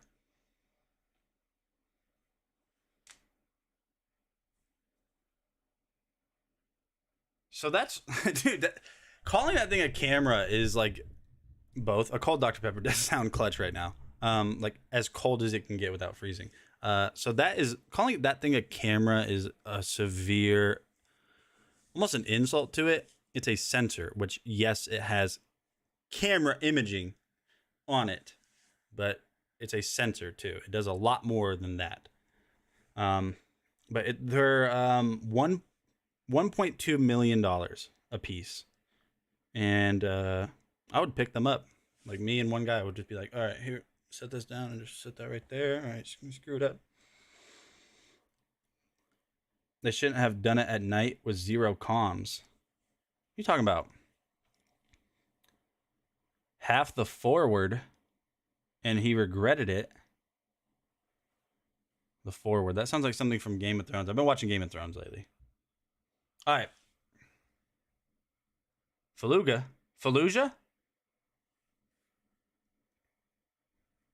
I was in the Battle of Fallujah. Where's that at? Counter-Strike. I did 2 tours. Call of Duty. All right, let's see what else we've got. Got the Apex Forge rotary tool accessory kit. This isn't the rotary tool, but it's the accessory kit. Now, shouldn't have done it. I don't know what you're talking about, Bubba Go. Bubba Go. That kind of flows. It just flows, right? Bubba Go. All right, let's Apex Forge right here. Bada boom, bada bang. Okay. Let me get back to chat real quick. Yeah, I don't know, but I don't know how I can turn something. What? No, at all. That's not it. Here it is. I can turn something so simple and so easily explained into a 25-minute conversation. I can turn an otherwise, you know, I'm going to try to use meat-face words here. I can turn an otherwise non-convoluted topic of rhetoric into I don't know words. Yeah, I can't talk like that. Today we have a 357-piece rotary tool accessory kit from Apex Forge. And we got a list of all the components back here, 80 cutoff wheels and a bunch of sanding bands, as well as a few unique pieces, which is kind of nice. So let's go ahead and get this open and see what we're dealing with. Now, as you can see, the box did a pretty good job of holding everything together in shipping. A few pieces fell out of their holders, not that big of a deal. Here we have one of our grinding stones. And let's go ahead and spin this around so I can get a better grip on a few things. Alright, let's get this plastic cover off and put these back where they belong. This is an interesting piece. This right here is what holds your sanding discs on. So what you'll do is you'll take this sanding disc, put it over this rubber, and put a screwdriver to this screw to swell it up so it doesn't slide around. Let's go ahead and put that away for now. And here we have some of our cutoff discs. There should be 80 of these things. Would have loved it if they would have labeled these, but yeah, it is what it is. And these are disposable. As you're cutting through things, it's going to chew through them. I'm going to show that a little bit later. Now, to attach these, you have to pull out this rod. Let's go ahead and back this screw out. And there's 2 pieces of paper washers. White there on the orange, and then right there on the back. And then you're going to tighten this onto the carrier rod itself. Be careful to do things. All right, so there you guys have it. You guys can see that is just an accessory kit for a rotary tool. So it comes with like grinding disc, sandpaper wheels, everything that you would use for a rotary tool that I don't know how to use, basically. You know what's so funny about some of these geotags? Some of these, you know how like when you take a photo, it'll like show like where it was taken? Al-Anbar. Like I just have I have like a location. And if you guys have an iPhone, have you guys ever noticed that it'll like automatically, like say you were in a certain area for a while, like on vacation or just in a certain area for whatever reason, if you took photos and videos, like every once in a while you'll go into your phone's gallery and it'll create like it'll automatically create like a little slideshow, like your trip to Cancun or whatever. It created one and it was like your trip to your trip to Al-Anbar, and I was like, no, you don't say that. Your trip to Iraq. They tried to make like a montage of that stuff, and I was like, don't do that. Let me show you real quick what I'm talking about whenever that camera, that sensor-ish kind of thing. Your trip to Iraq. Hold on. Golly, I take too many photos. I wish there was an app that was like, hey, this photo looks like it's of important stuff. Do you want it? And I'm like, I want that one, that one, that one. And it just deletes everything else. I want to restart, but I also don't want to go through all my photos and figure out which ones I don't want to get deleted. Oh, that would take a year. All right, let me find a picture so you can kind of get a gauge. All right, here we go. Here's a good photo. So right here. So that's the plane. That is the door that I ran out of in that video. Maybe not that one. But that is the sensor / camera. That thing right there. There's two of them on the plane. They both do the same thing. That is the sensor / camera. Right there. As you can see right there. Full, well, nearly 360. Probably like a 350 degree axis for its, what would you call that? Maybe your y-axis. I don't know. It can almost spin all the way around. It can go all like this and do all that crazy stuff. It's not on a gimbal. I mean, it is, but it's a controlled gimbal. Yeah, they're insanely expensive, but they're so cool. I was supposed to, okay, let me catch back up. Yeah. Google Photo prompts you to delete blurred photos now. I was supposed to be on a nuke sub from 1991. They said you can't when I said I used LSD. Why'd you tell them you used that? Oh, sweet. I see in the news helicopter. Download your photos onto your computer, save them to a hard drive, then delete them all off your phone. Yeah. That way, if I'm ever like, oh, where's that photo? I would have it, but that makes sense. I have nothing to hide. It's been a lame life. Life's all right, man. Life's good. All right, let's move on to the next product in the carousel, my friends. The Blazing, this is so bright, 1500 lumen battery-powered lantern. DragonBlogger Briley got blinded by that thing almost. He was over here because I know him IRL. Like, we hang, we're buds. And I told him, I was like, hey, that's really bright. If you turn it on, don't look directly into it. And he turned it on and looked directly into it. Hey, what is going on, guys? Nathaniel with Jack, but it's super bright. So you guys, like I said, you have that handle right here, which is this nice metal. I don't think this is going to rust or just break over time. Really nice. And then, like I said, that's basically it for just taking a look at it. But you guys can see, very simple. Let's go ahead and turn this on. Now, whenever you do turn this on, it is 1500 lumens, so don't look directly at the LEDs. Legit, you don't want to look at it. So I'm going to go ahead and just kind of look straight and turn this on, and you guys will see how absolutely bright this is. It's crazy. 3, 2, 1. Even not looking directly at it, it is super bright. You guys can see here that it is lighting up my entire room with ease. Now, you do have multiple brightness settings. I'm serious. This is really bright. So there's another brightness setting. Continue on. It goes all the way down to this, which you can actually look at the LEDs at this point. And honestly, this casing around the LED housing unit does a really good job diffusing the light and transferring the light throughout the room. So if you guys have been looking for just a super bright and very durable LED lantern, definitely check out this one from Blazing Sun because it is an absolute beast. You could, yeah, it's wild, right? Like, everyone that's ever existed came into existence from. Everyone that's ever existed has came into existence from someone that existed before them. Wow, that's real Carl Sagan level thinking. That's what that is. I was in Disneyland. My family has lived forever. I wouldn't be here, right? Kinda. I once served as the second removed assistant to the leader during the Time Wars. Well, I once served as assistant to the regional manager on at a regional local paper supplier. So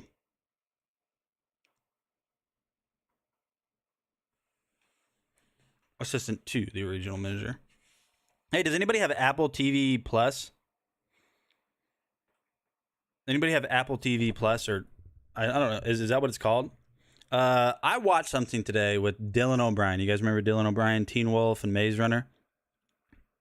So good.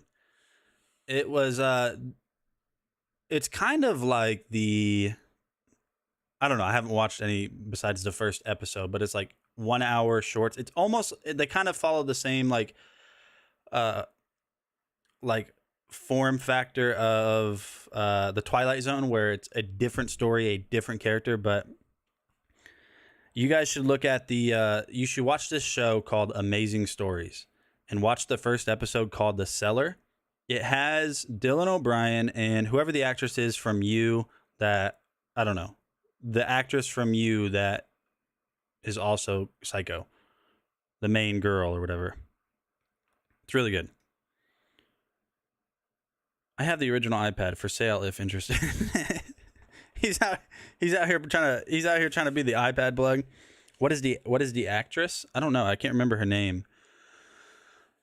She's in the show You, and she's like the main guy's girlfriend, I think, or wife or something. I don't know. But just watch this episode. You guys just trust me. It's called Amazing Stories. Watch the very first episode. It's so good. You might cry. You might cry. No, I've never heard of that person or watched The Maze Runner. I can look it up, but too much hassle to type. This is true. It do be hard to type. All right, we're going to move on to the Hoto precision screwdriver set. This is a 24-in-1 manual precision set. I watched the original Amazing Stories, but not the new stuff on Apple TV. Now that I have Apple TV Plus or whatever it's called, I have an Apple TV, but I think they have like their own, like Netflix, Amazon Prime, which is Apple TV Plus. I was watching a TikTok today where I saw a clip of the show that I was just telling you guys about. So I was like, hey, that sounds really good.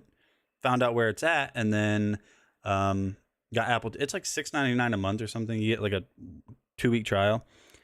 Can't you do it by hand? But it is so much easier. Ugh, yeah. Hey guys, Nikita with DragonBlogger here to show you. So actually, this isn't an electrical precision set. This is a manual precision screwdriver set. I'm gonna go grab a water real quick. Let me. How long do I have? A minute and something really cool. This is 20 the seconds. Hoto 24-in-1 precision screwdriver, and I absolutely love this thing. Now, first off, what you'll notice is that it's really sleek. It's got a really nice. I think this is a dodecahedron. I'm not quite sure how many sides that it has, but it has a very nice. I love the fact that it does have a regular shaped size. And so it makes it really good for the grip. And what's also cool is that all of the bits for it are stored here at the top, and it's magnetic, so you just simply put that in and then you're good to go because it's magnetically connected. Now what's also cool about that is because it is magnetically connected but it's on a swivel, when you're screwing stuff in, you can hold the top and you're able to just spin the base and get it in, however you see fit. And I think that's what's really cool. Now, as you can see here, all 24 pieces at the top. You simply just pick the one that you need at the moment, and they also clamp on via magnetic connection. And as well as when you put the head in, it's also a magnetic connection. So as you can see, this thing is really cool. It is a very nice precision screwdriver set to have. I absolutely love this thing because everything is in one. Typically precision screwdriver sets have the actual screwdriver base, and you have like a case. And so there you guys have it. If you guys need a precision screwdriver set, you know why you need it. I don't. And I realized I didn't even feature it the entire time. Oh no. Okay. Let me see what else we've got. We got some silverware sets, some lights, the clocky, Michelangelo. We've got quite a few videos left. What was I saying before we played that video? I already forgot. I do know what I want to ADHD to now, though. We don't have a big house. It's a long house, though. It's not large in square feet, but it's a long house. And of course, where we put our water bottles is as far away from this room as I could get in the house. Takes me like 30 seconds to walk that way. Gosh, dude. Take a break. I have the episode 6 of 1923 on pause. 2160p is so lame. You literally have a robot that could get it. No, it can't open drawers and grab stuff. That if I did, I'd get it. What's up, Jacob? Hey, cool shopper. You have a weird question? Happy Valentine's Day to you too, Rising Sun. It could if you had the Eufy bottle dropper too. Is that a thing? Eufy bottle dropper? What's a Eufy bottle dropper? No, okay. See, I knew you were Faker Fakerson. Like, I got that Faker Fakerson vibe. Yeah, happy Valentine's Day, everybody. Meatface chose this theme, by the way. He designed this. So if you guys want to make fun of someone, make fun of him. I can tell you about a YouTuber that has a robot. Better than Dynamics? Better than Boston Dynamics. Skeptical. Who is it? Watch him be like PewDiePie or something. But yeah, happy Valentine's Day, everybody. What is the difference between Pokemon TCG Crown Zenith Elite Trainer Box and Pokemon TCG Crown Zenith Pokemon Center Elite Trainer Box? So you have the first one you mentioned, Crown Zenith ETB electric Elite Trainer Box, and then you have the Pokemon the Pokemon Center, which is better. It's more premium. I think it comes with the Pokemon Centers are more Pokemon Center versions of Elite Trainer boxes are more how can I not think of the word? They are more exclusive. They're more exclusive, so they should have different stuff inside of them. At the very least, you'll still get everything you normally would, but maybe a more premium edition of like the stuff that comes in an ETB. I'm not sure exactly. I just know that the Pokemon Center ones are better. I have a keychain. It's yellow and black. It's weird only because I'm asking a Pokemon question. Yeah, because you're thinking about buying Pokemon. Everybody, put an F in the chat for Sean, because he's been thinking about getting Pokemon cards lately. I know he has, because he's asked a bunch, like, is this good? Is this good? And he was hating up until today. Asked a question in a Cartman voice. It's an original Pokemon. Is this hobby day? No, I wish. Friday. You guys want to open some Pokemon cards on Friday? Well, we'll open some. I'm wearing that same shirt now. Heck yeah, dude. I don't think this is in the carousel. Is it? No, it's not. Well, gee dang it. You can actually get our merch now, though. You can get our merch now. I want to get this video out of the way because it's super creepy. We're going to talk about this Prex plush. It's a kid's toy that looks like a dog. Meatface, you remember this. It's a kid's toy that looks like a dog, but you open its belly and there's a puppy. Okay. I don't know how to lead into this. I don't know how to lead into this. Rising Sun doesn't want to, but Quack's like, I don't know how to lead into this product. I'm not gonna lie. Maybe some people think it's cute. I think it's terrifying and creepy. But so judge for yourself. Here you go. This is the Prex giant plush dog set with zippered storage pouches. So these are going to be really good for kids, being able to just kind of have a little buddy to hang out with, and also a good way to just store stuff. So let's go ahead and unbox this. Now, I've tested multiple things from Prex in the past, and they've always been very high quality. Basically. I'm actually going to go grab that mask. Like pound puppies? No, like it's puppies in its belly. Like as if you're performing a C-section. Like, I don't know.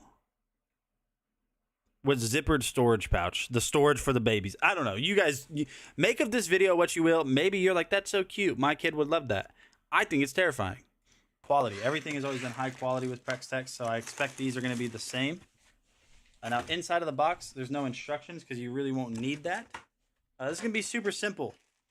Very nice. This already looks like it's going to be really soft, but we'll see. And first impressions. Oh, yeah. That is really, really, really, really soft. So you guys can see he has a really cute little face right here. The brown and kind of like yellowish white in a way. He's got his little tail. Now, the zipper storage pouch is going to be right here. And on the inside, We have little puppies. We have little puppies right here. Look how cute little smiley faces.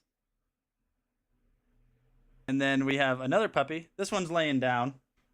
I don't think all of them do. Yeah, no. So that one's laying down. This one's kind of standing up. You see laying down, standing up. And then another one that's laying down. And then on the inside, just like that. Yeah, so it's puppies. And yeah, so that's basically it. There's not a lot to it. So they're supposed to be puppies. It zips back up. And you guys can see that he's just sitting there smiling.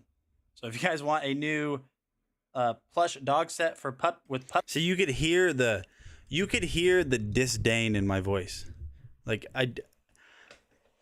it's few and far between with products that I don't know how to talk about it, explain it, showcase its features.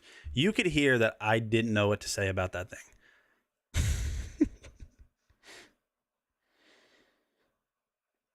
The calmness that this was done can only be done by someone who dropped missiles on a tarmac. Yeah, this is true. This is true. I can't really be swayed. I birthed 5 cats on the Gov's main table when I was 4, so that doesn't really bother me. On the Gov's table? The Gov's main table. They had something like this when I was young. I don't know. You make of it what you will. I think it's wild. So for everyone that's just now kind of joining, we kind of had like a few of you guys just recently join and say hi. I'm getting done with all of the videos. We only have a few more left at this point, and then I am going to show everything else, which is right here live on hand. It's going to be a shorter stream today, probably about maybe an hour left. It's not going to be a 4-hour stream today. So we'll go ahead and do that. But let's go ahead and just continue on. We're going to talk about this laser engraver next. If you guys have been wanting to, make your own custom mugs, laser engrave like belts, wallets, your phone, this is a very easy to use beginner laser engraver. There is a little bit of a learning curve, not a ton, but overall, I think you guys would have a good time with this. I still have it. I haven't used my laser engravers in a while. I have 2 of them that, they wanted me to check out. This was the easiest one out of the 2. We're talking about a demon dog. My wife said I can't buy the laser engraver. Nate, are you going to be good to your girls today? Yeah, of course. Well, I just said this earlier. I'm not good at waiting for the occasion. So my wife already got all of her Valentine's Day stuff on. Today is Tuesday. Today's Tuesday. She got it on Sunday then. Where is this laser engraver? I can't find it. It's by Alfaro. No, it's not. Here we go. It's not by Alfaro. No, it is by Alfaro. Sorry. You guys can't see what I'm doing behind the scenes. I have a link with a bunch of different stuff to paste these videos. So let's go ahead and talk about this laser engraver real quick. But I don't know. Yo, what is going on, guys? Nathaniel with DragonBlogger. Super clean, super detailed. And you guys can see there, the detail on this came out absolutely. And take everything that you see with a grain of salt. None of it looks good. This was literally the first few things I ever engraved on this laser engraver. Crazy. And I actually had this going faster than what it recommends for wood, so the detail wasn't even as good as it could have been if I just would have been a little bit more patient. But super cool there. So wood right there. And all of these materials that I'm showing you guys as well, they came with this. So they provide you a ton of different samples to be able to test that out on. And as you guys can see here, they have also, they give you little leather. I mean, this is real leather. And for any Pokemon fans, this is my favorite one that I've done so far. So this is an awesome little dark Pikachu working with leather. So you guys, there's just some examples of some of the stuff that I did on the laser engraver. If you guys do end up ever getting it and you need some help, I can help you out. Well, what did you get yourself, Mama Siren? My wife, I got her, I don't know, I just went to the store and I just picked out a bunch of stuff that I thought she would like. So first of all, like this, I got a big bag, like a big Valentine's Day glittery bag.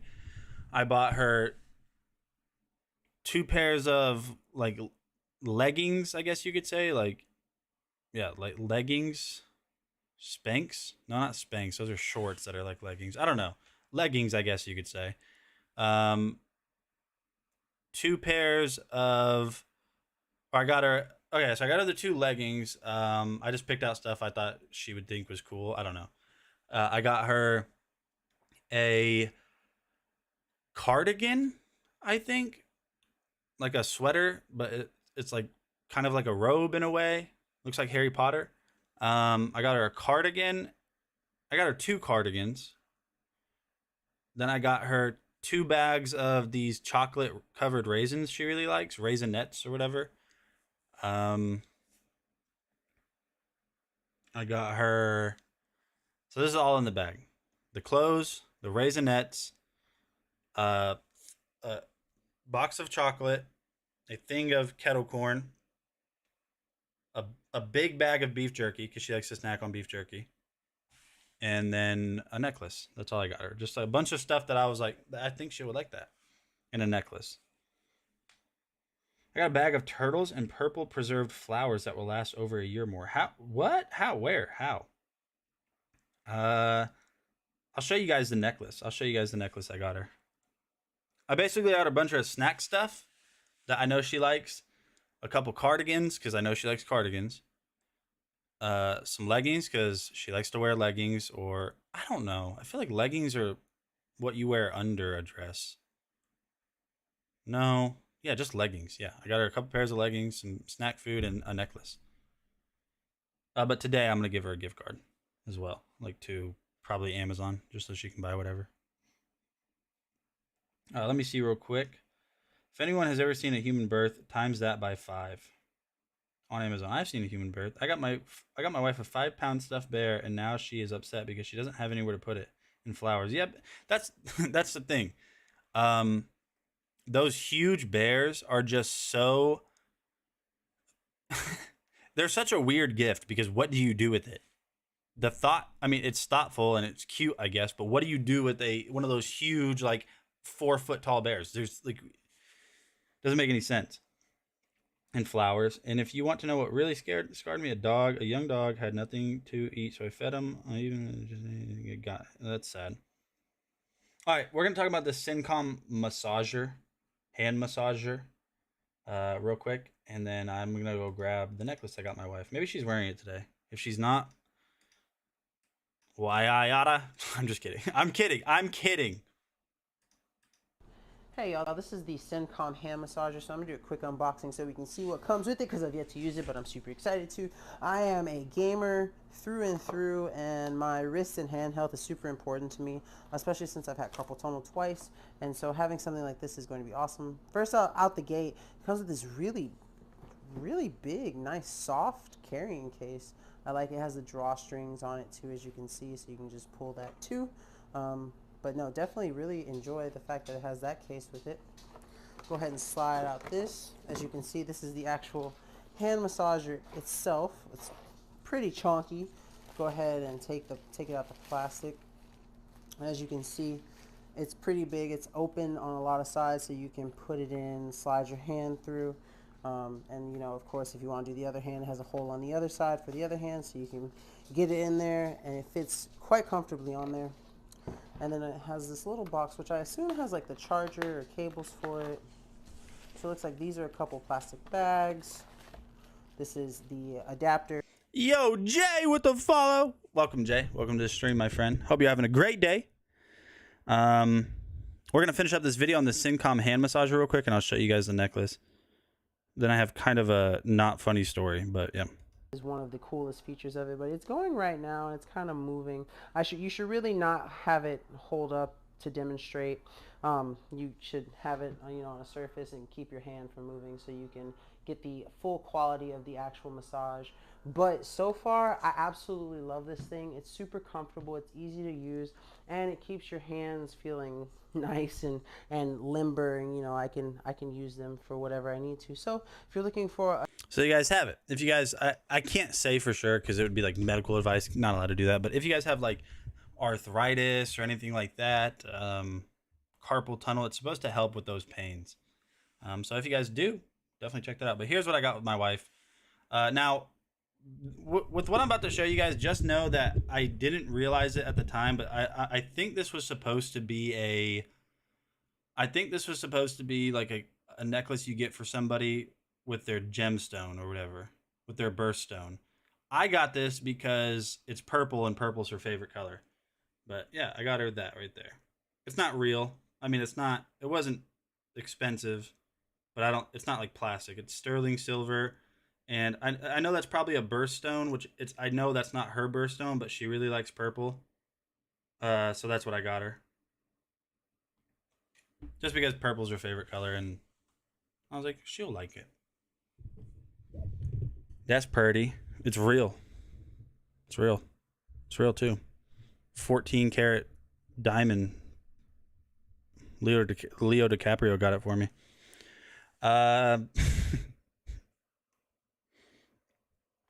I'm just going to buy that laser engraver. I will buy it. I will put it in my man cave because she never goes in there. Where's your man cave? Real purdy. Yeah, I appreciate it, guys. I was nervous because I don't know. We give each other gifts and stuff for birthday and Christmas, but we don't. Most of the time for anything other than a birthday or Christmas, like, we don't really give each other gifts. Like Valentine's Day specifically, like, we just don't really celebrate Valentine's Day. Like, for example, our child, Sailor Ray, she was conceived in February, not even on Valentine's Day. Like 2 weeks later. We didn't do anything last Valentine's Day. We really don't ever do anything. But this year I was just like, you know what? She's been a really awesome mama. She's been real good. And so I'll get her some stuff. And then whenever she gets home, I'll do whatever she wants me to do or something. Probably clean. Or make dinner or something. I don't know. Whatever she wants. It's like a spiffy shed in my backyard. Just so you know, you need some type of direct ventilation. Not like a vent that is like on the ceiling. If you engrave in an enclosed area, just know the smoke will settle in the air and it will smell like whatever it was you were engraving for a long time. Leather especially. Ugh. Burned leather is terrible. No, I mean like direct ventilation, not like putting a fan or something or an exhaust fan or something like next to it. They make stuff that attaches to the laser engraver head that when the smoke is there, it pulls it into a chamber. Using fans and all that, it just doesn't work. Yeah, exactly. It like sucks the smoke. It does a little bit of suck. When my partner used to gift me things at random, I didn't care about Valentine's Day. Now I barely get anything except for my birthday unless I ask for it. Wait, now I barely get anything except for my birthday unless I ask for it. Yeah, I don't know. It's weird because when I first met my wife, I was trying to impress her and she was playing super hard to get. So I would do like all these lovey-dovey things, leave her flowers, do all that type of stuff, like all these lovey-dovey romantic things. And she was not a lovey-dovey romantic person. Like she to an extent, she really isn't. I mean, she appreciates things, but she's not like a romantic, you know what I mean? So me doing this stuff and realizing over time that she wasn't really a romantic and the gestures weren't that. I'm not saying she didn't appreciate them, but like it just wasn't. She wasn't romanced or swooned or whatever by the stuff I was doing. So I stopped being a lovey-dovey romantic person, and if anything, now the roles have reversed. The roles have now reversed. What do you want for your birthday? A Nissan GTR Nismo. That's what I want for my birthday. We're not sure what you mean. Please explain more and dig your hole deeper.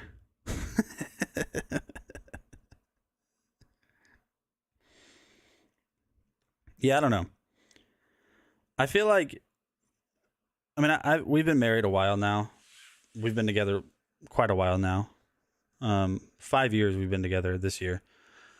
Here's the thing. I mean, I know that's not a long time comparatively, but like one thing I've noticed is, especially like when I met her, I mean, I was already in the workforce, I guess. Like I'd already graduated college. I just got an associate's degree, but she was still, yeah, she was paying bills and stuff, but she wasn't doing life stuff yet.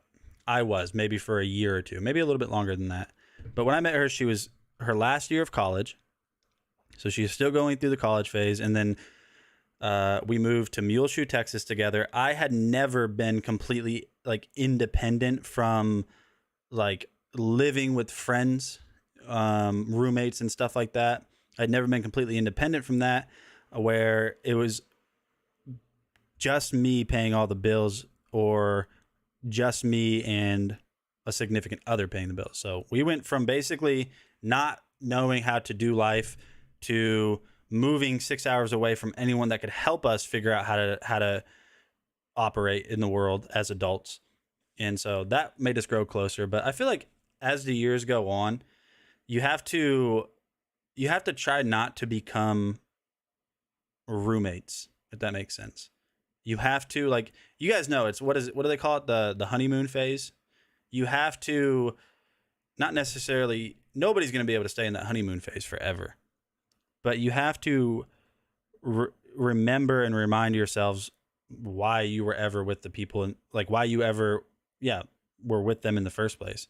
And that's one thing that her and I work on, because I mean, you just have to try not to be roommates, like not just people that live in the same house that pay bills and, kiss each other goodbye every once in a while. You have to try and put forth effort to be a couple.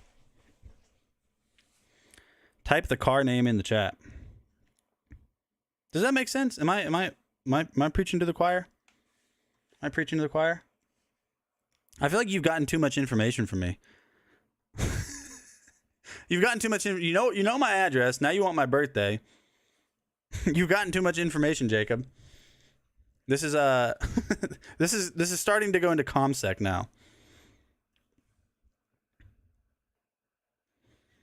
Yeah, I mean, I feel like me and my wife don't argue. We don't have like, we've never had like a relationship ending fight or a potentially relationship. We don't fight. We just don't.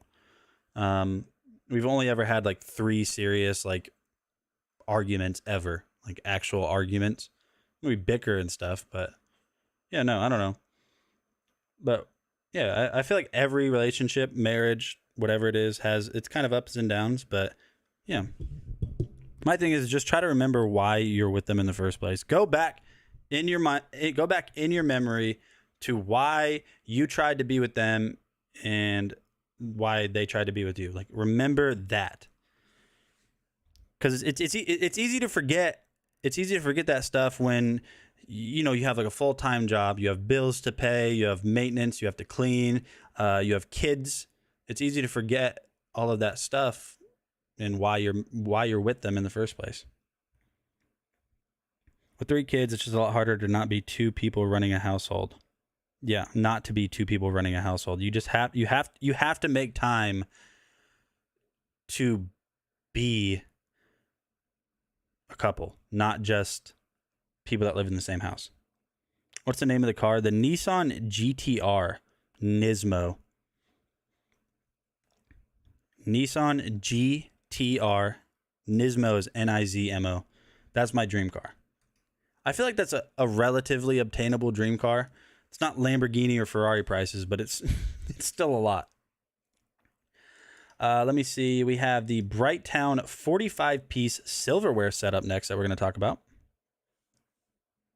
If you guys need a new silverware set, maybe. But what's everybody that if you guys do have a significant other, what are you guys doing for Valentine's Day today?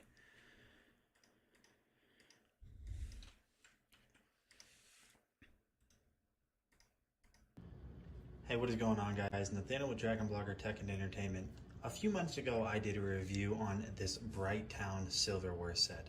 So this is a set from Brighttown that comes with a ton of different utensils for everyday use. This is a few months later, so I wanted to just do a little bit of a touch-up video and just to kind of catch up on everything that has been going on with this silverware. So I have used silverware my entire life. I've probably purchased 5, 6, 7, 8 sets in my entire life, and honestly this has been the best set I have ever used. You guys can see that right here you are going to get 2 different size forks. You're going to get a butter knife, you're also going to get a serving knife, you're going to get serving spoons, a serving fork, you're going to get a sugar knife, you're going to get a whole bunch of stuff with this. So if I go ahead and pick this up right here, this is after about 3 months of use, and you guys can see that although there are some fingerprint marks, the shine on this has been absolutely incredible. It has worked so well. Did I say sugar knife? I didn't say sugar knife, right? 3 months of use, and you guys can see that although there are some fingerprint marks, the shine on this has been absolutely incredible. It has worked so well with that stainless steel. The build quality of this silverware just feels amazing. So I also wanted to show you guys that we actually use this Brighttown silverware set every single day in our home. If I go ahead and take this little lid off right here, this is actually our sugar bowl, and like I said, we use this every single day. I wouldn't say we use the sugar bowl every single day, but we use this all the time, and it just holds up so well over time with all of that grit from the sugar digging into the spoon. You guys can see it's done a phenomenal job holding its shine and just the overall finish. I think that was my ADHD brain working there, Meatface. I don't know why, but maybe when I was filming that, I meant to say like, here's a butter knife, but I saw that sugar spoon and that's how that worked. Maybe, I don't know. Of this. So what I want to go ahead and do now is show you guys just how awesome. You know what's funny about this video? I originally filmed this video, and shout out to Brighttown, first of all, if you ever see this. I doubt it, but if you ever do, appreciate you sending me the silverware. You guys make really nice stuff. But they weren't happy with the very first time I filmed that video, because I filmed the video, but I just showed the silverware, but they were like, we want you to eat. I was like, golly, all right, dude. And they weren't happy with it, so I had to refilm a video where I like put, I don't know what I do in the video. We'll see here in a second, but I had to like use the silverware with food. Like, I mean, that's common sense, but I don't think you need, like, you know what silverware does. They're like, we want you to eat with it. Looks like good quality. It is. It's really good quality. Really nice stuff. What's up, Christina? Nikki? Nietzsche. Nishai. Oh, Nishai. Happy Valentine's Day, my friend. These spoons and knives and forks are. So I have a serving spoon here that I've recently kind of polished. You guys can see it's super shiny. And here's another serving spoon. So if you guys live in an area with very hard water, you guys might notice that on some of your silverware, you're going to find that you get hard watermarks on these. But being that these are stainless steel, I don't know what they wanted to do. I don't know what they wanted to do, but yeah, it is a really nice silverware set. We still use it all the time. We actually threw out our old silverware. Like, we shouldn't do this, but when we get any type of like kitchenware, so like Tupperware, glasses, bowls, silverware, we always throw out the old ones. So we replaced those, and yeah, we're still using them. I think that I filmed that video last summer, so nearing up on a year. I don't have any issues with them. They haven't scratched, which is really nice. I hate when like you get brand new silverware or really any kitchenware at all, and it looks so nice, and you're like, ah, I love it. And then a year later, it just looks terrible. You're like, where'd you get this, man? I don't know. I found it in a dumpster. Not all countries use silverware. Nietzsche. Okay, Christina Nishai is what Christina Nishai. I like that. Nietzsche. That's pretty Nietzsche. Let's see real quick. Did we just come up with an expression? Did we come up with an expression? I think we did. The CC is like Gucci. I don't think I've ever owned a Gucci product in my life. A buddy in high school was like, hey, I got a Gucci belt if you want to buy it. And I was like, I don't. I don't at all, actually. I appreciate it, though. My spoons always fall in the garbage disposal. Jacob said, that's a pretty cheap car. No, it's not. No, it's not. It's not a cheap car for anybody. A rich person wouldn't say, oh, wow, that's $140,000. That's cheap. Even rich people, like very wealthy people, know that that's not cheap. I mean, I guess cheap is relative, but I don't know. But no, it's not. You have your dream car already.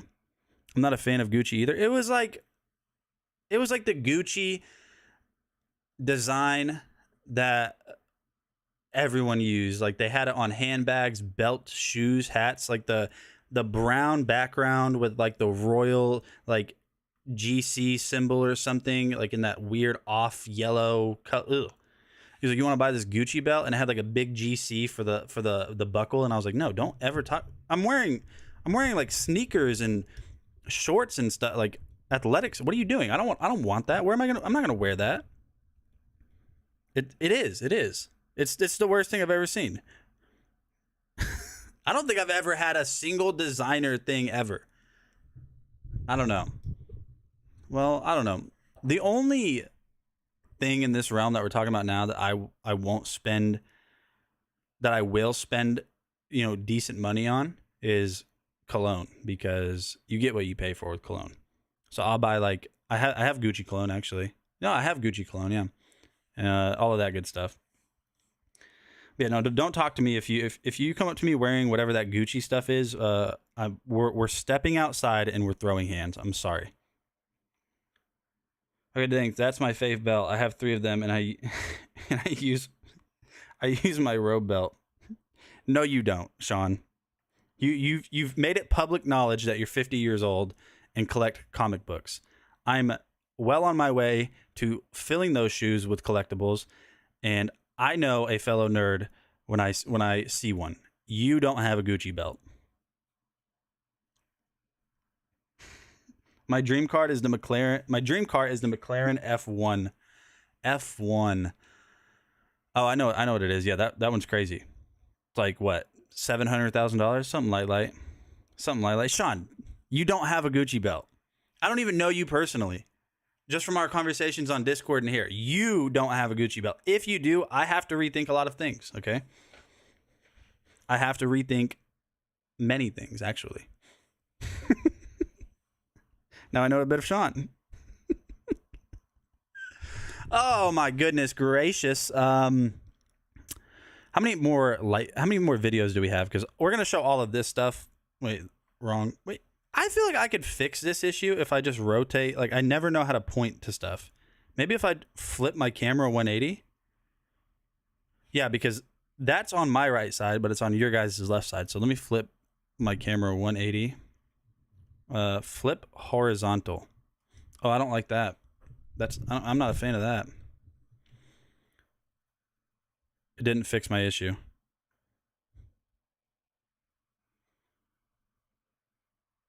I'm not a fan of this.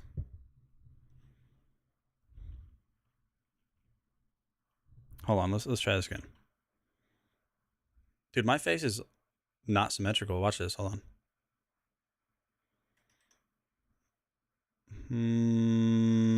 Interact. Okay. Transform. Flip horizontal. I don't like this. I like Tesla.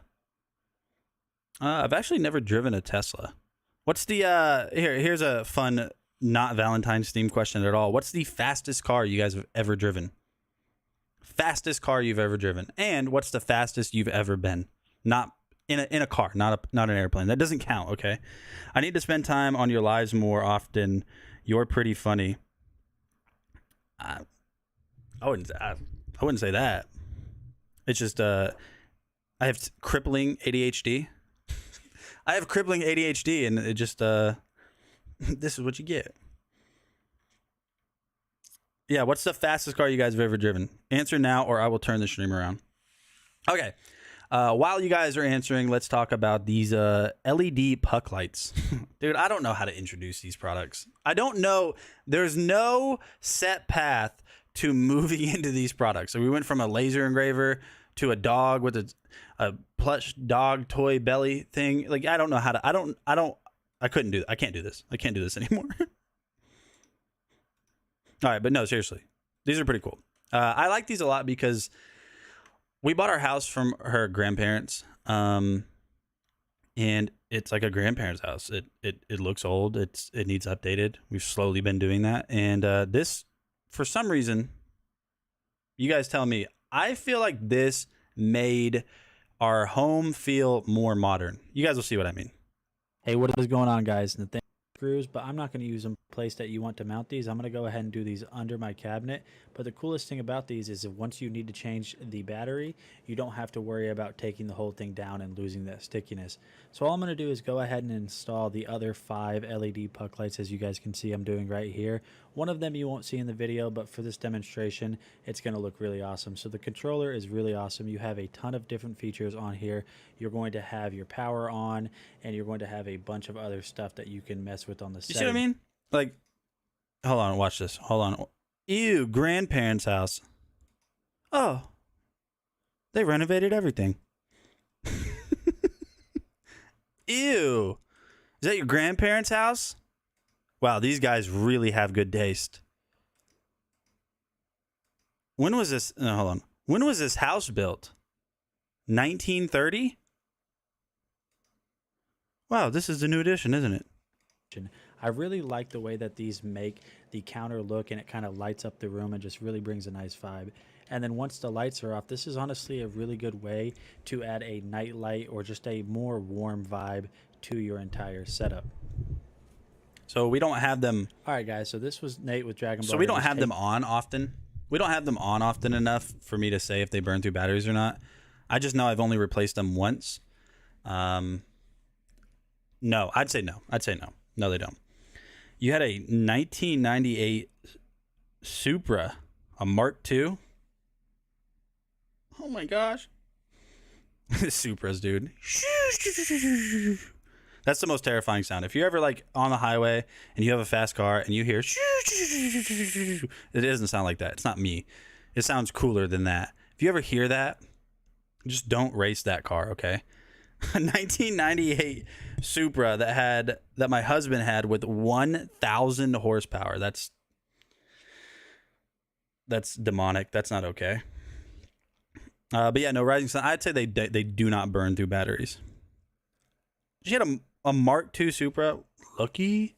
That's like every car enthusiast's dream car to an extent. Everybody wants a Supra, and pretty much everyone. Well, maybe it's the Mark I I'm thinking of. But 1,000 horsepower on a Supra with quite a bit of weight in its rear end. I think the Supras are rear wheel drive. That was why they were so popular, because lightweight body, great traction, really nice body style, 2JZ motor, which is insanely customizable and upgradable. And it's a Supra. If you guys don't know about the Mark IIs and Mark I Supras, I'm telling you, like, if you guys see the new, if you go to a Toyota dealership, like you're gonna get a Sequoia or something like that. If you see the new Supras, they're cool. Just know you don't have the best Supra. Your power just went out. Hey, you said you have your dream car already. What is your dream car? I was hoping more people would answer, but I think the fastest car I've ever driven is a Ferrari 458. A buddy of mine, his dad owns an oil company, so they have a lot of money, and they have a Ferrari 458. That was really fun. It's more of a track car, but still. So yeah, now we're gonna go ahead and move on, and we're gonna talk about this brilliant the brilliant evolution. No, clocky alarm clock. That's what we're going to talk. We're going to talk about an alarm clock, all right? I have no idea what's the fastest car I have ever driven. No, you said, no, I asked, you said you bought your dream car.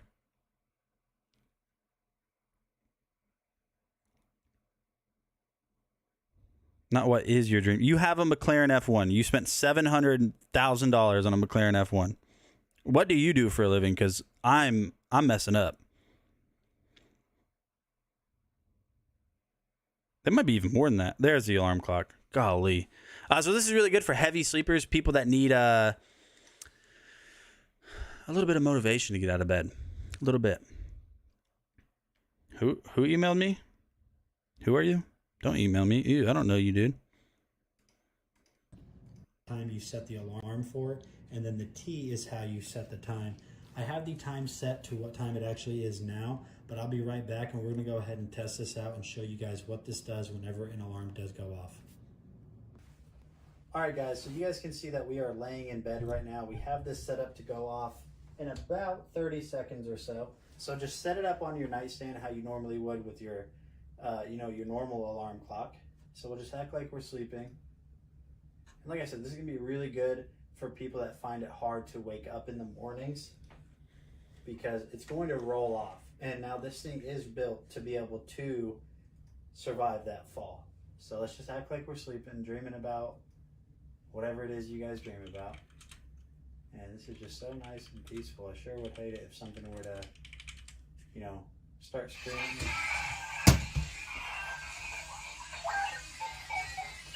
What is that? Help! No! Come here. No. So as you guys can see, a very, very, very annoying sound, and it drives around. So that is definitely going to help you basically wake up in the morning. If you guys have been looking for a new alarm clock, if you guys are heavy sleepers or anything along those lines, definitely check out this. So there you guys have it.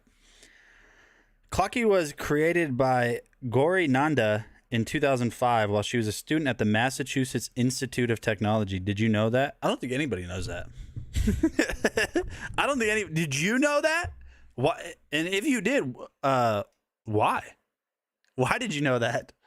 Hey, Kmart Kelly, what's up, my friend?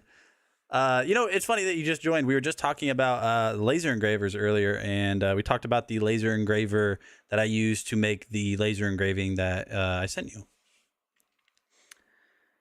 But you invest in stocks, product research for videos. Oh, you're about that life. Okay. You about that life. You about that product research life, Mama Siren. Kmart Kelly, happy Valentine's Day. I hope you're having a great day. I hope everything's been going well with you.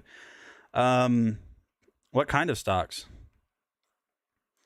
I feel like a McLaren F1. You got to live in a state that is a McLaren F1. You have to live in a state that, first of all, has a large syndicate, a large track presence where there's a lot of tracks, and you have to live in a state that takes care of their roads, because an F1 is not a friendly car for regular roads.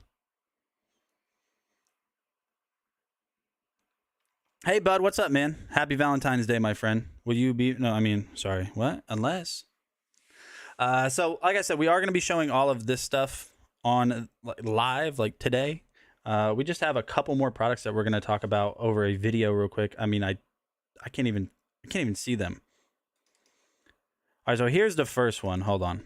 We're going to talk about the Life Pro Rumblex 4D vibration plate. Makes your workouts that you normally do just much harder. Does that make sense? Much more difficult. You guys are going to see right here that I am super fit. You guys good. Watch me just in absolute agony for 45 seconds. All right? And commence. 45 seconds. Let's go. Come on. It already burns so bad. I'm not kidding you.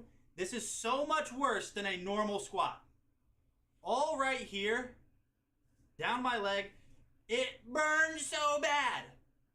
We're at 20 seconds. Please, Lord, help me. Help me. Help. I'm tough. I'm strong. Girls like me. No way. Ugh. It burns so much worse than a normal squat. I'm not kidding you. It is terrible. That is so bad. It burns so bad. Come on. I'm done. So, as you guys could see there by my just absolute embodiment of physique and just fitness prowess that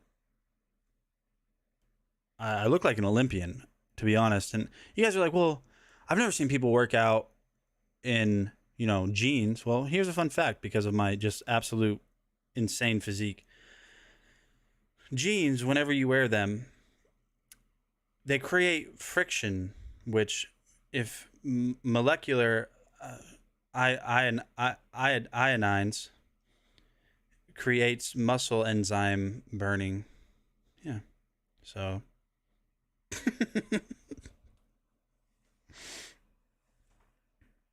girls like me.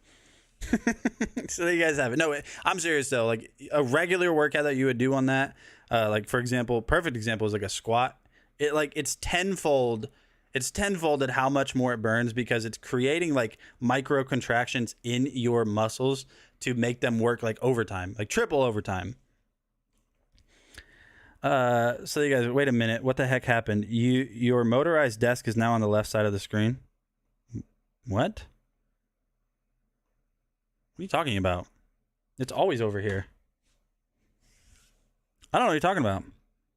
It's literally always over here. So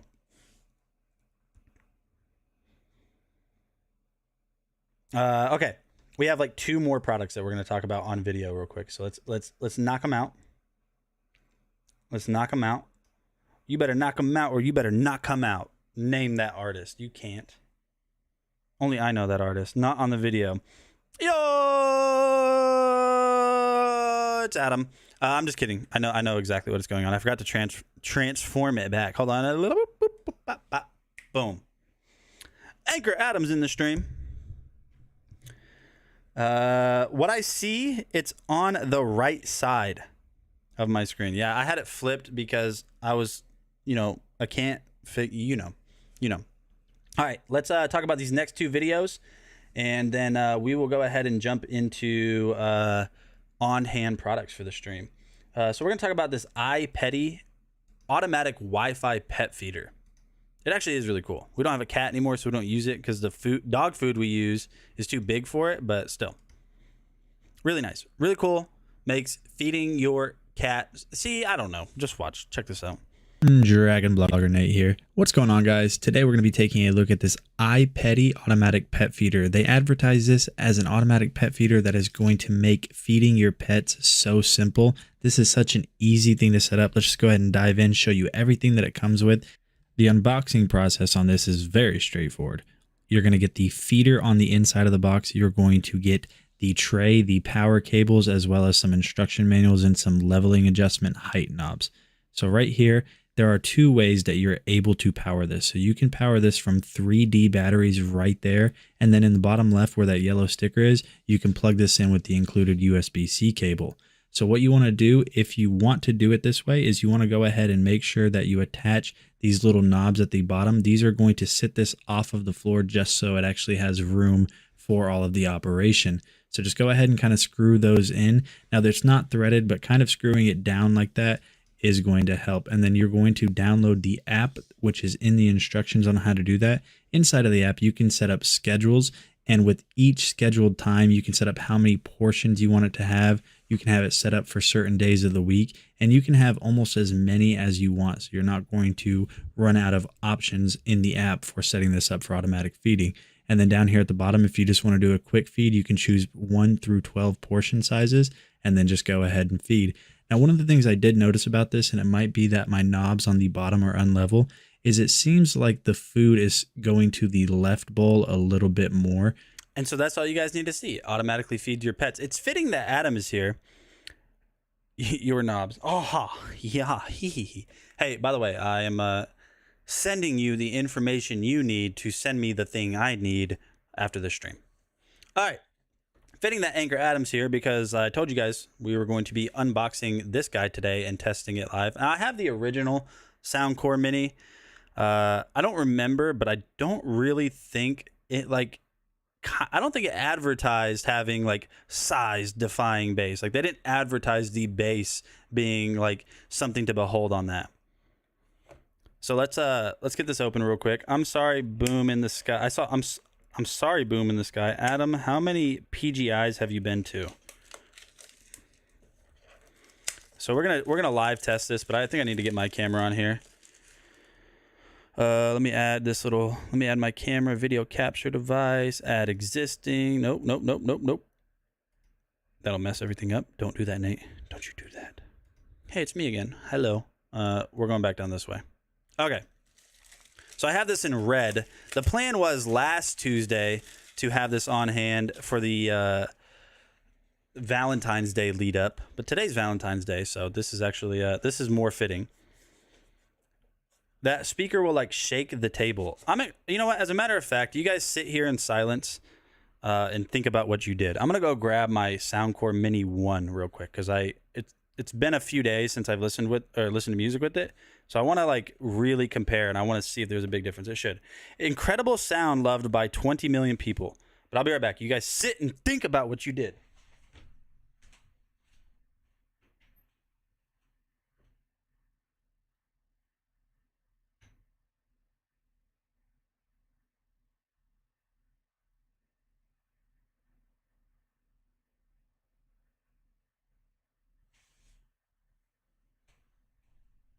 All right, so here's the Mini 1. Here's the Mini 1. It's my shower speaker. Well, bathroom speaker, I guess you could say. I'm going this year too. Can't wait. Let me see. I'm not catching up, or I'm not following anymore. I'm going this year too. Okay, nice. I've been to one. PGI. What does that stand for? Pro something. I assume. Nice. I've been to one. The first one they had in Indiana. Well, first one in like 30 years. See you later, Jacob. So you can tell Nate I said, Sean, can you tell Nate I said bye for me? I'm right here, man. I said bye. All right, so here's the Soundcore 1. Use it all the time when I shower. If I remember to use it, if that makes, I don't know. That doesn't make sense. So here's the Soundcore 1. We have it in black. Let's open this one up, and we're gonna do a side-by-side comparison. So turn that one on real quick.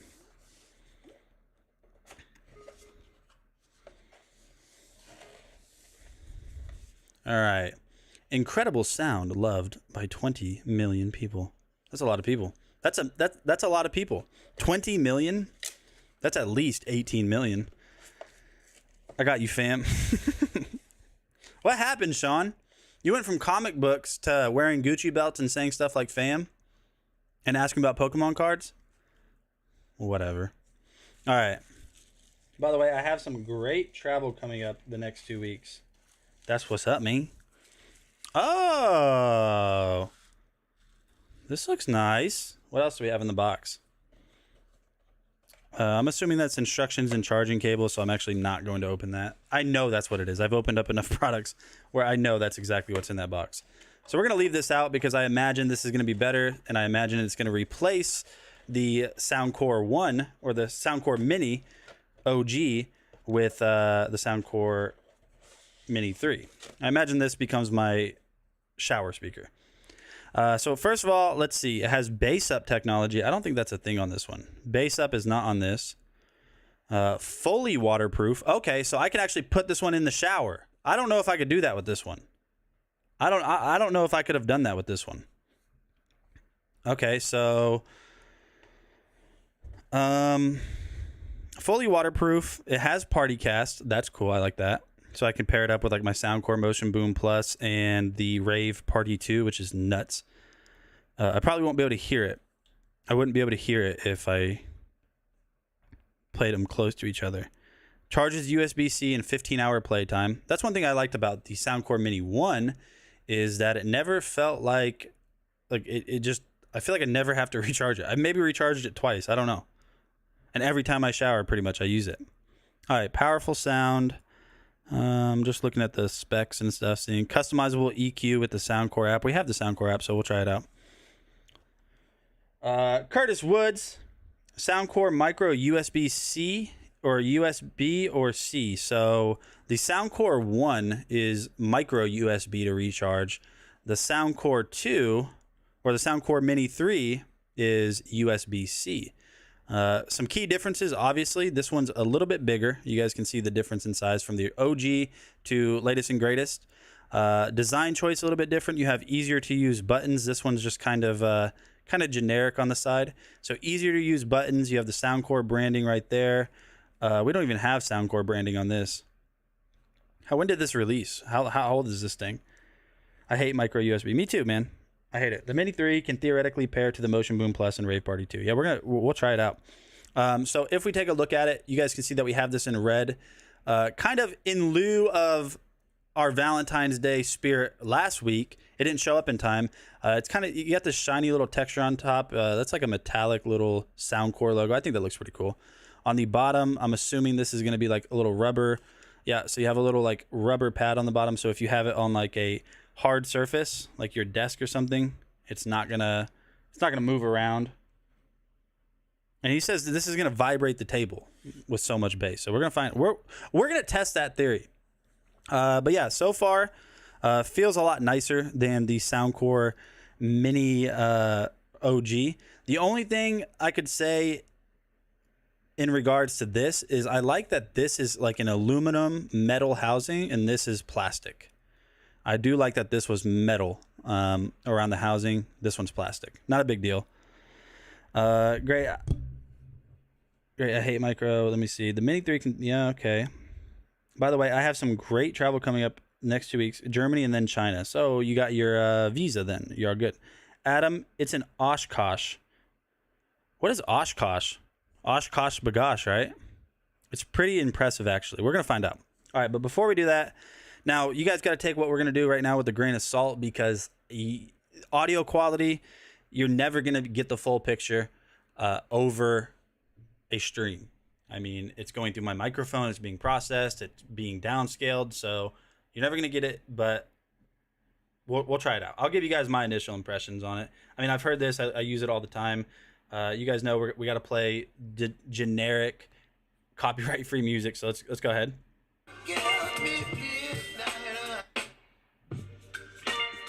So I've said this about the Soundcore Mini 1, the OG, this guy right here. I've said it before. It sounds really good for what I use it for. I use it as a shower speaker. We have a pretty small master bathroom, and so like it's perfectly fine. It does have a decent amount of bass. Nothing to write home about. I've never been like, oh wow, the bass on this is crazy. It does get loud. It doesn't distort. I haven't tested an Anchor. I haven't tested an Anchor speaker that distorts. But here we go.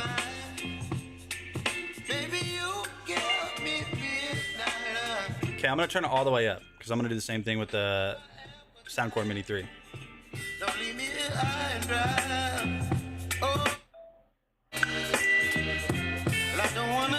Okay. All right, I've got that in my head now. So now what we'll do? Well, I can't see you guys' chat anymore. Wait a minute. Okay. What's up, Evans? All right, so here we go. Soundcore Mini 1, and now let's do a live kind of test on the Soundcore Mini 3 in red. Great late Valentine's gift because it's red. You know, Valentine's. All right, so let's go ahead and get this paired up. Hold down the power button, I'm assuming. Hopefully there's a factory charge. Okay. So it's now searching. Okay, so it's searching for Bluetooth. So we'll go to our settings. We'll find that real quick. Bluetooth should be right down here. Soundcore Mini 3, and it's connected. So he says it's fully waterproof. Fully waterproof. I want to test that. All right, so let me make sure. I'm gonna start out at the bottom here, and let's see if it sounds better than the original OG Soundcore. Open the Soundcore app. Okay, hold on. I'm gonna listen to Anchor Adam because he is Anchor. He is Anchor.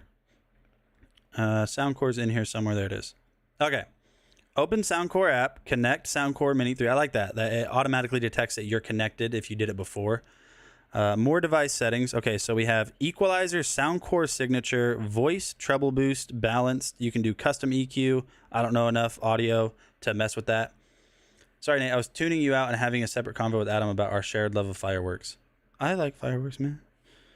I like them too. More device settings, so we can auto power off, update firmware, voice prompt, And then you have the user manual in there, so you can control volume through this, which is really, okay, it's just controlling my iPhone volume. Bass up technology right there. So we got bass up technology. I'm going to turn it off when we first listen to this. So let's go back.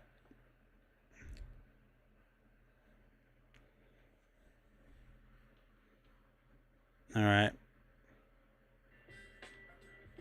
All right, we're going to go 50% volume. I feel quieter? Feels quieter. There's no independent audio on this.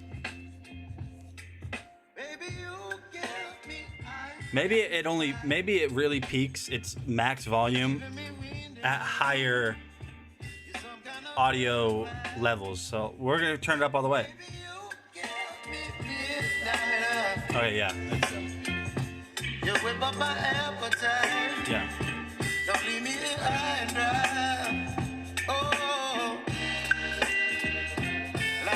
So like, yeah, it sounds way better.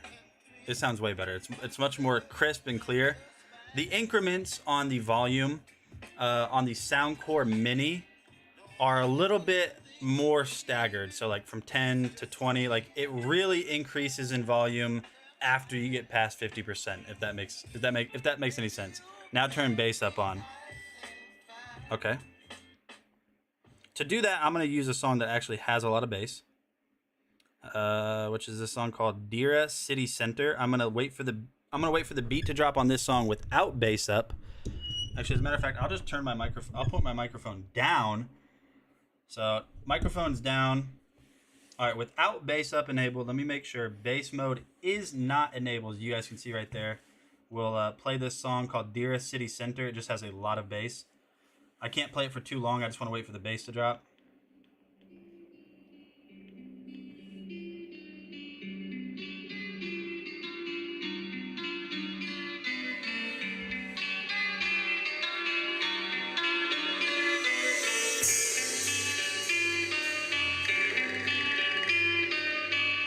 Pause for a second. I already feel it. I mean, this song is known. Like, people use it in competitions for bass.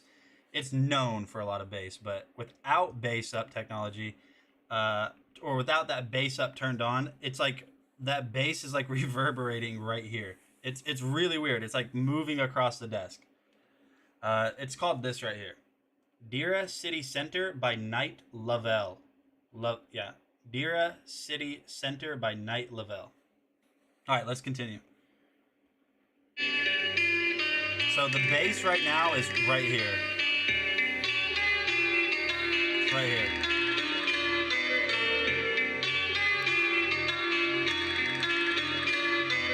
Tripping on back from the legs, say something. Never tell a back that I never stay running.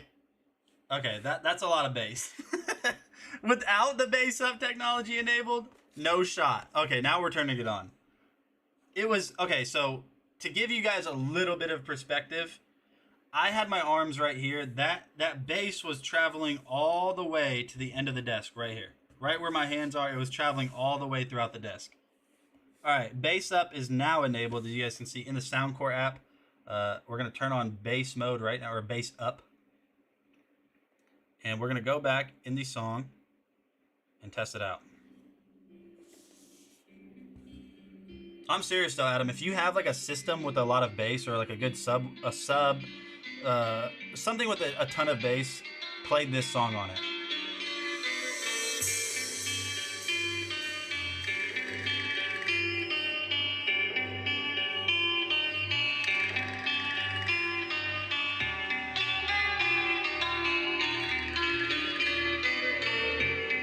I'm nervous.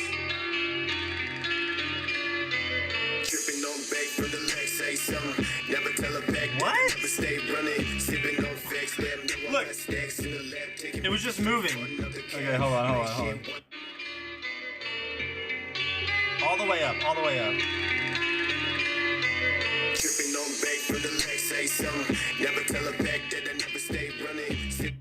That's wild. That is so much better than this. That is crazy good. This one is a great. You guys know I love this little speaker. I use it all the time. Not anymore. I'm using this one. I'm using this one and this one alone from now on. That bass is crazy good. $40.99. I recommend it. I mean, it's over and over and over. It's repetitive at this point that I keep recommending Anchor products. But I mean, that's what's weird though. It's impressive, yes, but it's more weird than impressive that you have that much bass coming from this little thing. Small but mighty. That's not what she said. No, it's weird. But do I have anything I can put water in right now? I don't know why I would have something in here that I could put water in. I mean, here's my cup. I had tea in it earlier. I did have tea in this.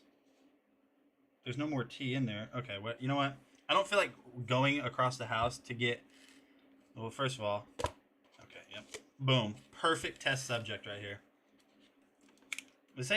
Okay, listen, I'm reading the box. I'm reading the fully waterproof. Fully waterproof. That means submersible. I'm going to look at the rating first. I don't care. I'm still looking at the rating first. Let me see what it is. IPX7. Okay, yeah, it's submersible. 3 meters for up to 30 minutes. 3 meters for up to 30 minutes. So we do have a cup here, so let's get some water in here. Why does this look like a potion? All right. I feel like I should get a towel. I'm getting a towel.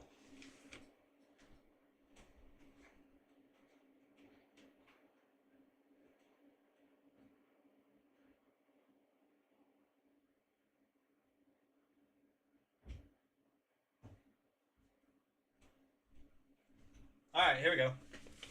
Let's see how this is going to turn out. Who's got that over that there's going to be... Oh, is there? Really? Because now I have a towel. So what say you now?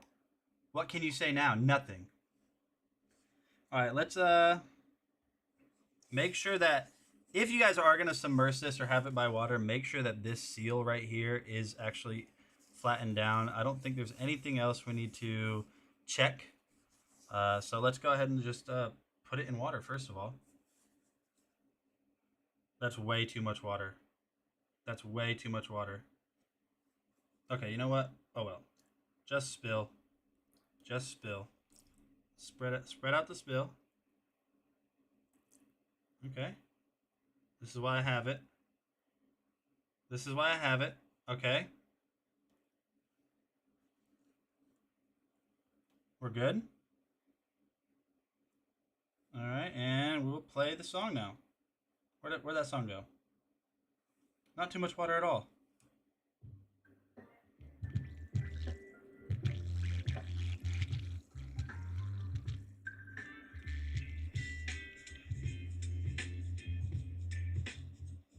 It's fully waterproof. Dude, this is weird. The water is like reverberating the bass. Look, if I get it close, watch this.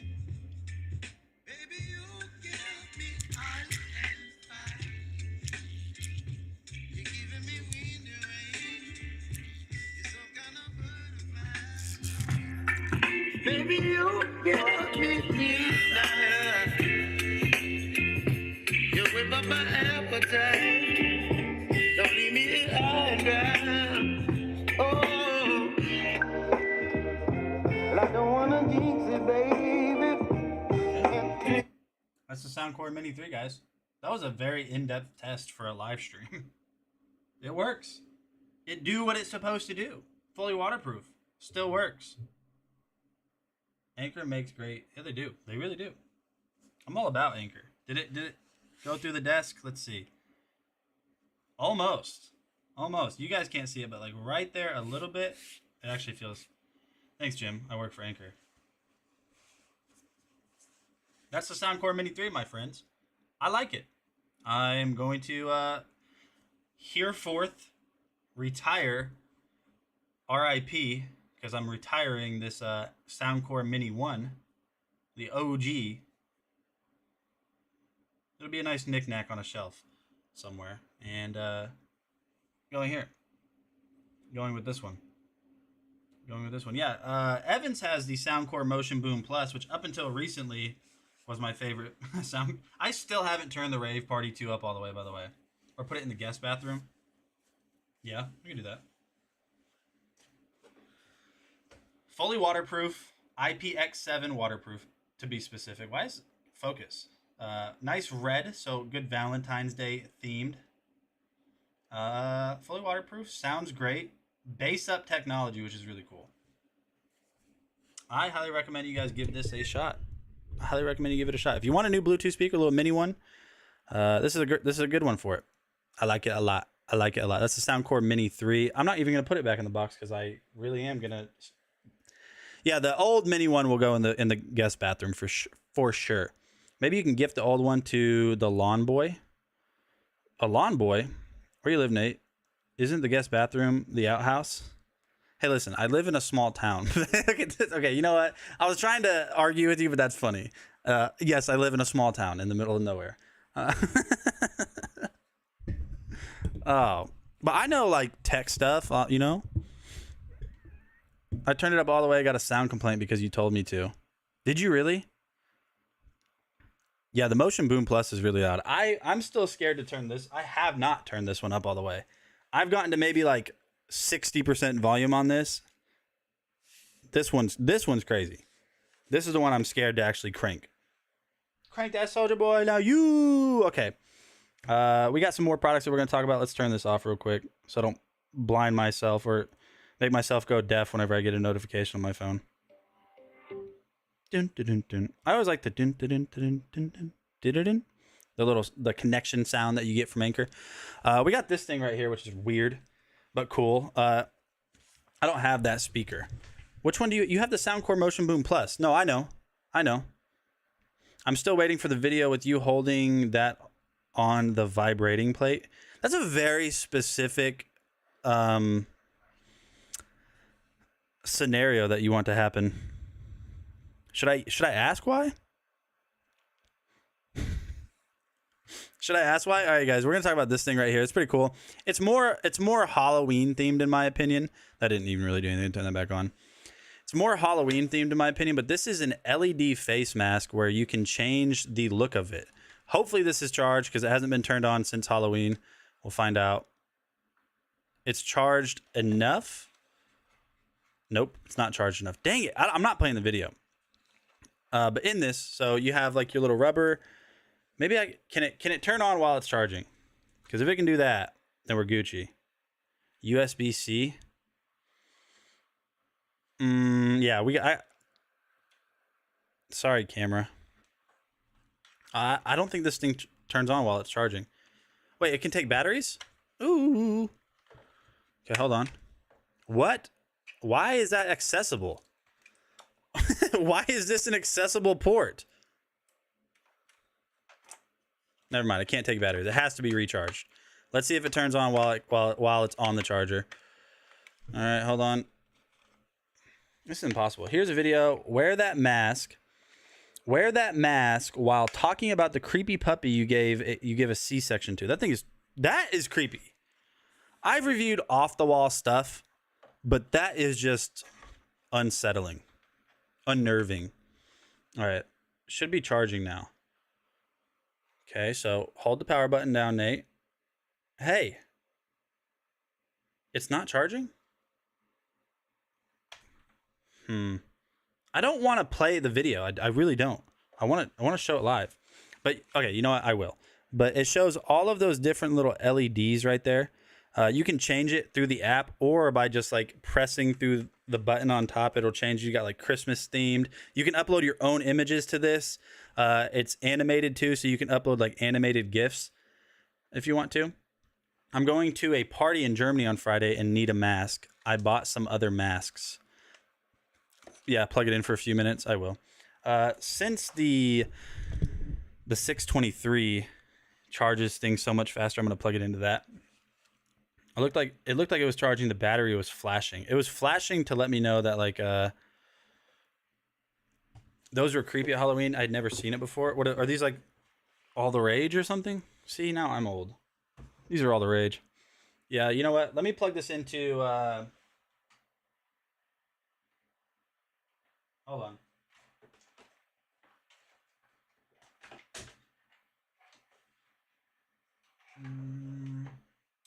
What is my 623 being powered by? Powering right now. I know I have USB-C cables.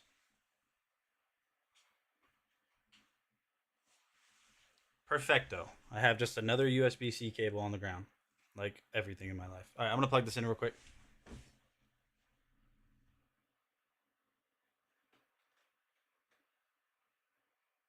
Oh. We're good. We're good. I haven't a clue, but the kids... All right, so it should be charging now whenever I plug this in. Let's find out. Please charge.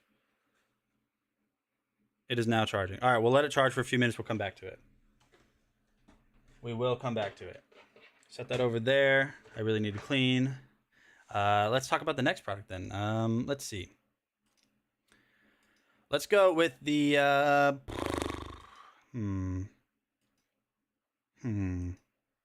We'll talk about this. It's real simple.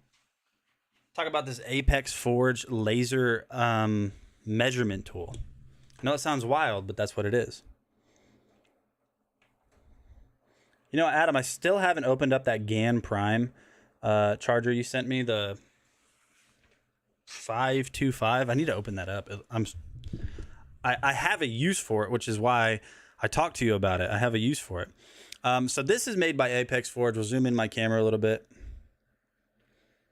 So this is a tool to get quick measurements. It's not, I'm going to be honest, it's not as accurate as a tape measure, but it's close enough to where if you don't need exact dimensions, like if you're making like wood cuts or anything like that, it's accurate enough. So the way it works is it recharges over USB-C, cables included with it. You do have a little ring right here. Now this doesn't have anything to do with operation. It's just to like put it on a belt loop or something, or a hook or carabiner or something. There's a little laser down here at the bottom. Don't look into it. So all you do to get this thing to work is you just hold down this power button. And as you guys will see here in a second, we have our little display on. Now you guys are noticing that it's flashing. It doesn't actually flash in person. I think I have it upside down. No, I didn't. It doesn't flash in person. That just has something to do with like the frame rate on my camera not syncing or being perfectly in sync. I don't know. So what you want to do is, let's say you were measuring from point A to point B. What you do is you take the side that has the ring on it, obviously opposite side of the laser, and you want this button to be up. I found that out. You want this button to be up. So what you're going to do is press the button once, and you guys will see that right there we have a laser. We have a laser right there. And you're going to aim it at where you want it. Now, from my experience, the most accurate results that you're going to get from this is when you're not holding it. So if you can set it down on a surface while you're measuring, it's so much more accurate. So what you can do is just, after that laser is there, as you guys can see, if I point it at the right there, you guys see the laser? Where is it? Where'd it go? Oh, it timed out because I didn't do it in time. Laser. Okay, so set it down, aim it at what you want to measure, press the button down one time, give it a second, and it will give you that measurement. So that says it's 8 inches. Oh, I pointed it right at the, I literally pointed it right at the camera. So never do that again is what you're telling me. Never do that again. I didn't read your comment before I pointed. I did exactly what you told me not to do. Okay, so that says it's 8 inches. We're gonna do it one more time. We're gonna try again. See if it maintains its. Well, see now it's in a different spot. So we'll move these back a little bit further from each other. Get this measurement. Okay, so we'll line that up. Press the button down, and it says we're at 9 inches and 13/16. 9 inches and 13/16. Let's see if it's the same when I do it again. Now, I don't have it aimed at the same exact spot, which is going to make a difference. So 9 inches and 13/16. So now I'm going to grab a tape measure, and we'll see how accurate that really was. So 9 inches, 13/16.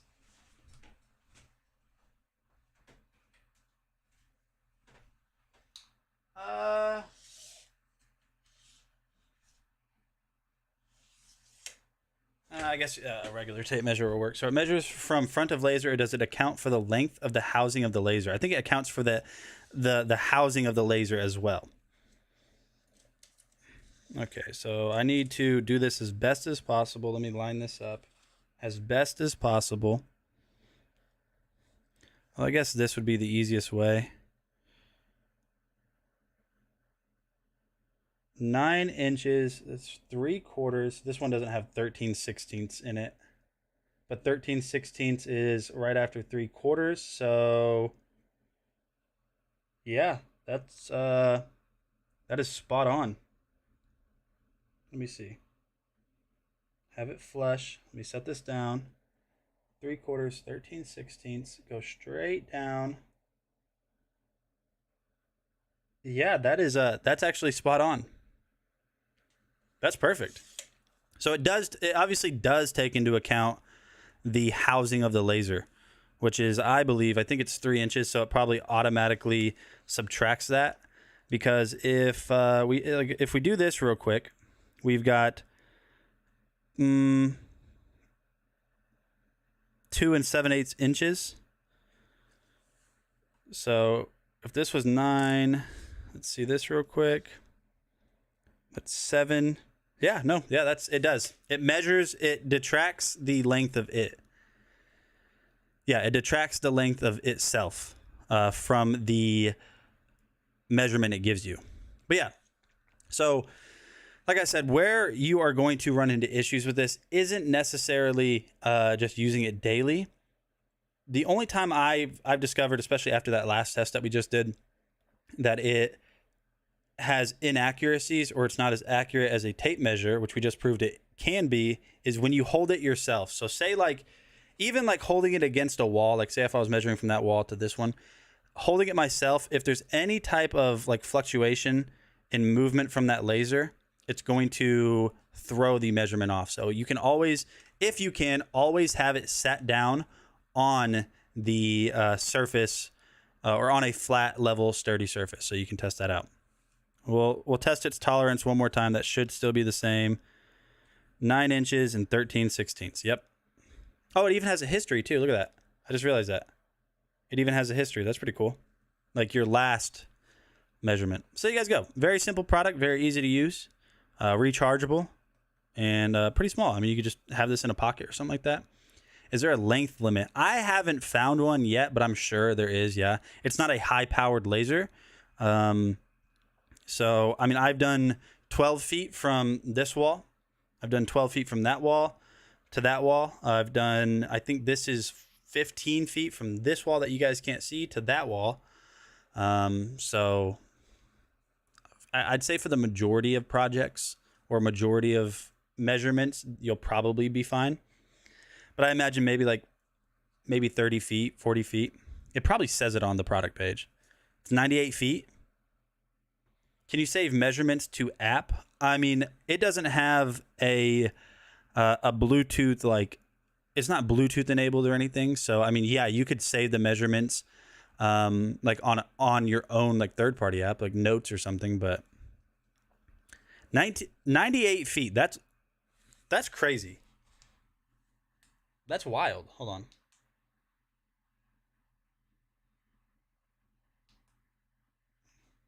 Yeah, 10 feet, 1 inches. And I have about 5 feet or so, 4 feet. Oh, it's 14 feet. That's right. Yeah, that's crazy. And how much is this? It's on sale, $43.19. It says Bluetooth. So then maybe you can. Maybe you can. Maybe I'm wrong. I don't want to lie to you guys. Maybe there is an Apex Forge app. If so, I haven't heard of it yet.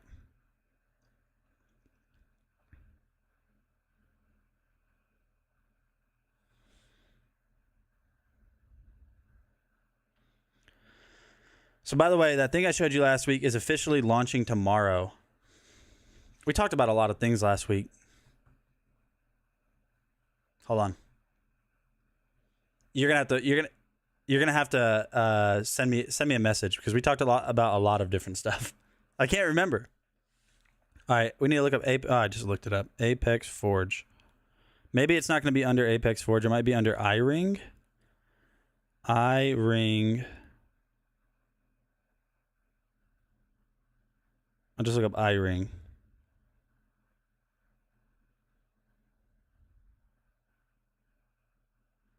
Yeah, no, you're right. You're not wrong. Laser. iRing laser. No, I don't know what the app is. But it has Bluetooth, so yeah, I'm assuming you can connect to it. I should have read the instructions a little bit better. Hoto.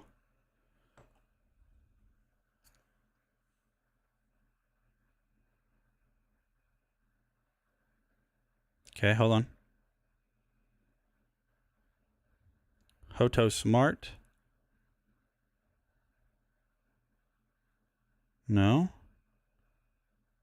No? Okay, Hoto. Hoto app. I'm gonna assume this is it. Bluetooth is flashing, so I'm assuming once this app's done downloading, should be able to just pair it. If I have to sign up, I'm not doing it. Where is this item in your carousel? It should be highlighted. Oh, I'm sorry. It's not. I could have swore I did click it. Here it is right here. I just highlighted it.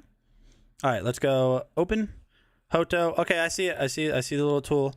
See why? Why? Hoto Smart. Hoto. Wait. Have you seen Game of Thrones? What's that? Hordo? What's the giant's name? Hordo. I think it. Yeah, it does sound. It does kind of sound like that. Hoto, hungry. All right, I gotta sign up. Oh my gosh, why am I signing up to do this? Why does this have to be done? Send the code. Okay.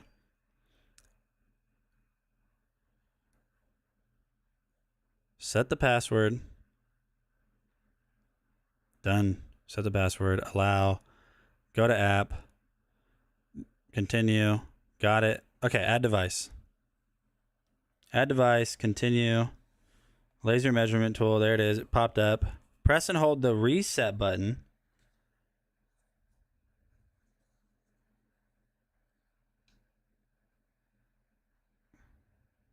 For 5 seconds until the indicator blinks. Okay, Bluetooth is flashing. Turn on Bluetooth. Is it? Bluetooth is on. Okay. We're gonna restart. Add device. Searching for nearby devices. Okay. It's in pairing mode. Hodor. Hodor, that's right. Hodor. Hodor, right. See, it's flashing up there at the top. I wonder if I don't... Why is it... Let me just manually try to connect to this thing. Bluetooth settings. I'm determined now. At this point, I'm determined.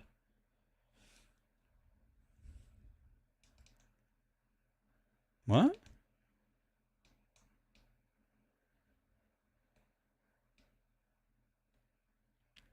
Why is everything dead?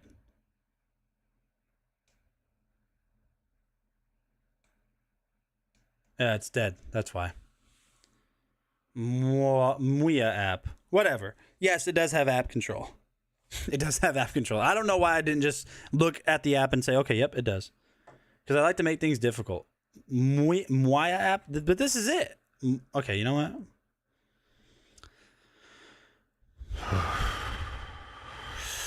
You guys. How do you even say that? Muya? Muya? Moya. It works perfect. No prep needed. Live streams are awesome. Dude, I can prep for a live stream for 3 hours and it will still go this way. Magia. Okay, I'm terrible.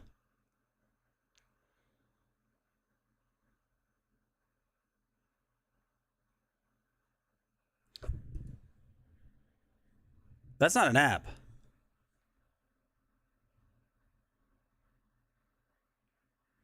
I read it under product description. Exactly. Whatever. You know what? Fine, guys. It works great, though. You guys see? It's really accurate. You be nice to my friend Nate. Thanks, Dave.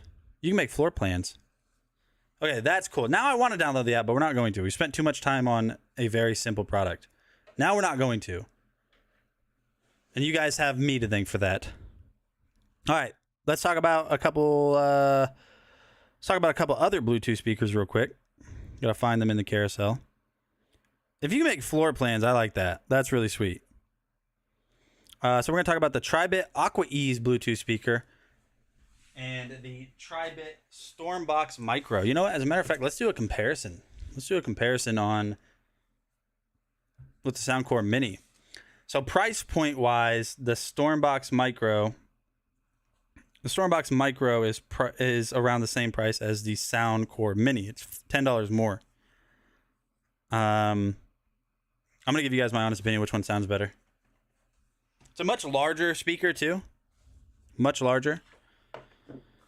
All right, so let's go with the Tribit Stormbox Micro first.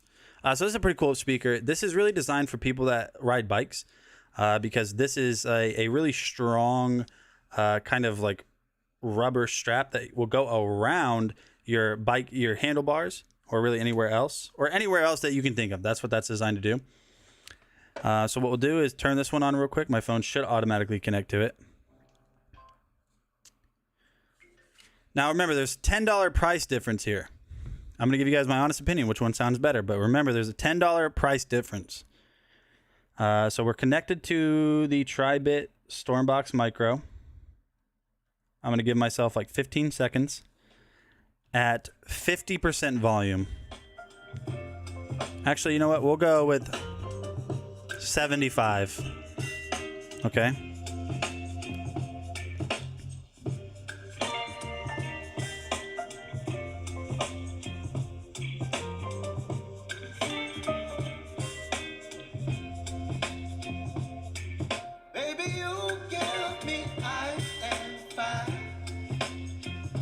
Okay.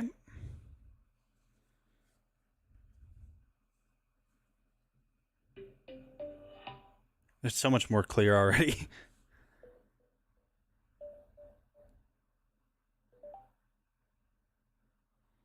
Wait, so which one's going to receive the audio? This speaker or this one? They're both connected. You're giving me wind and rain. You're some kind of butterfly. Oh, that's cool. All right, you guys be honest. Soundcore Mini on the left. We're currently listening to it through the Tribit. So we're going to go to the same volume. All right. So 75% volume. Tribit. Tribit.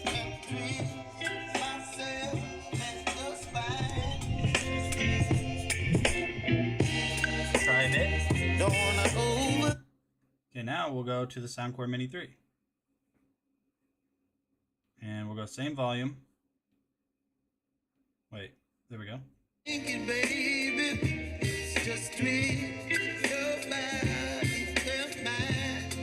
So.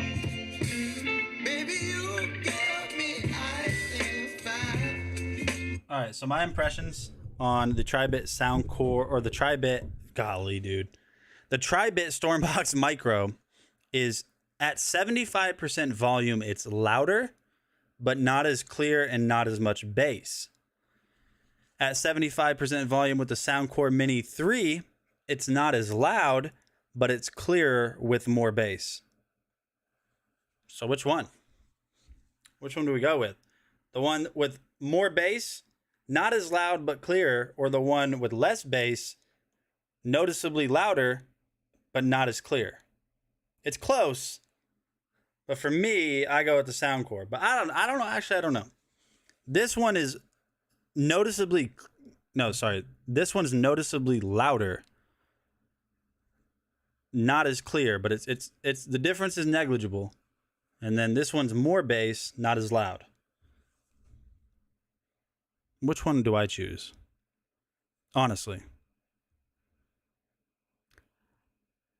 Probably this one. I'm going to say probably the Soundcore Mini 3. The reason I say that is because I can just turn it up more. And this has more bass. And I won't listen to a speaker if it doesn't have good bass notes. But I also won't listen to it if it's not clear. So I would definitely go with the one with more bass, but that doesn't mean that this speaker is bad. This is a great speaker. You guys know I love this one.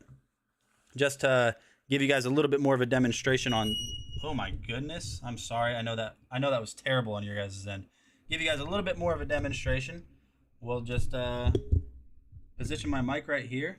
Make sure we're connected to the Stormbox Micro. And we'll play that same song we did with bass earlier.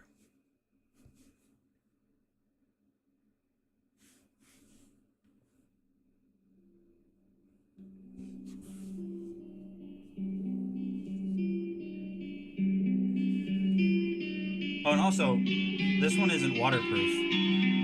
It's water resistant, but it's not waterproof.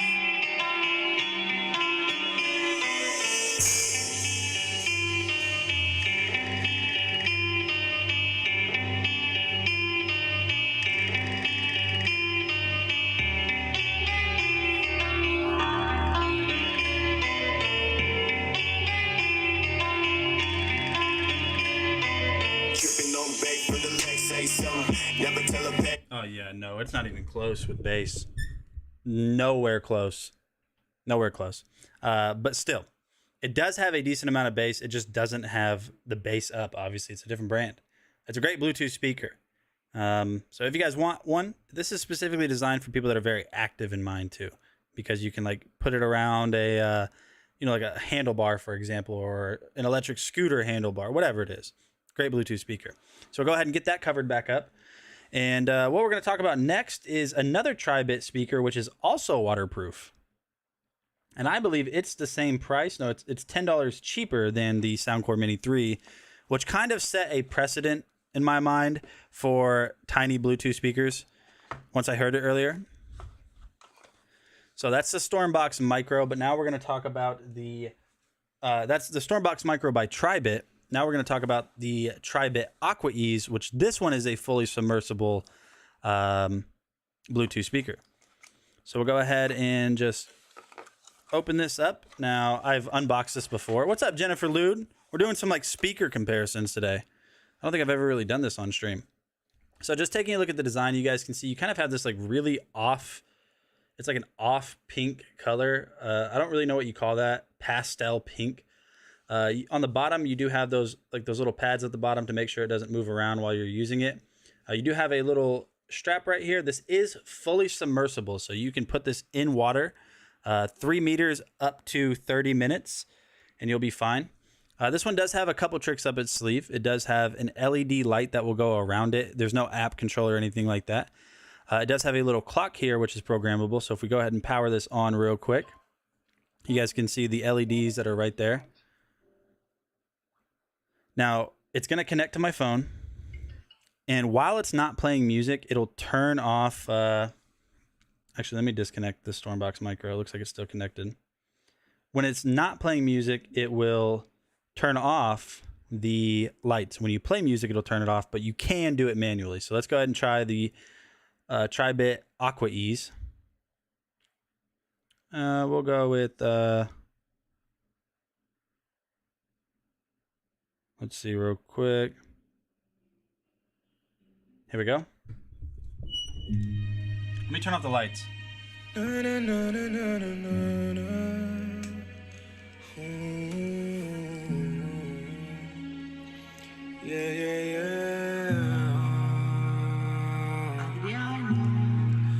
bought you things that I didn't even have the money for.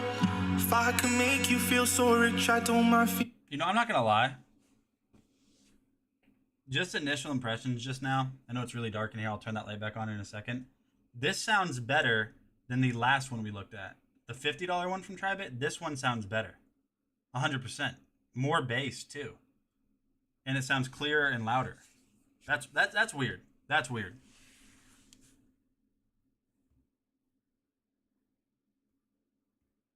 Feeling poor, There's something about you so addictive, had me needing more. Yeah, I just wanna hold you, baby, you the one I want. I know I've said this all before, but I'll say it again. You the only one I want, and girl, I can't pretend. I remember cloudy days we cuddled in my bed. The thought of losing you just makes no sense inside my head. You're the reason I believe that love is real. Ain't nobody make me feel the way you make me feel, dog. That's a better speaker than... That speaker is better than this one. Dude, Tara, that's way better. And it's fully... I know you guys hear that squeaking. I'm so sorry. I need a new boom armor. This one's... It's on its last leg. I need to get a... Hey, Adam, are you... I don't think he's still here. Adam, are you still here? You make any...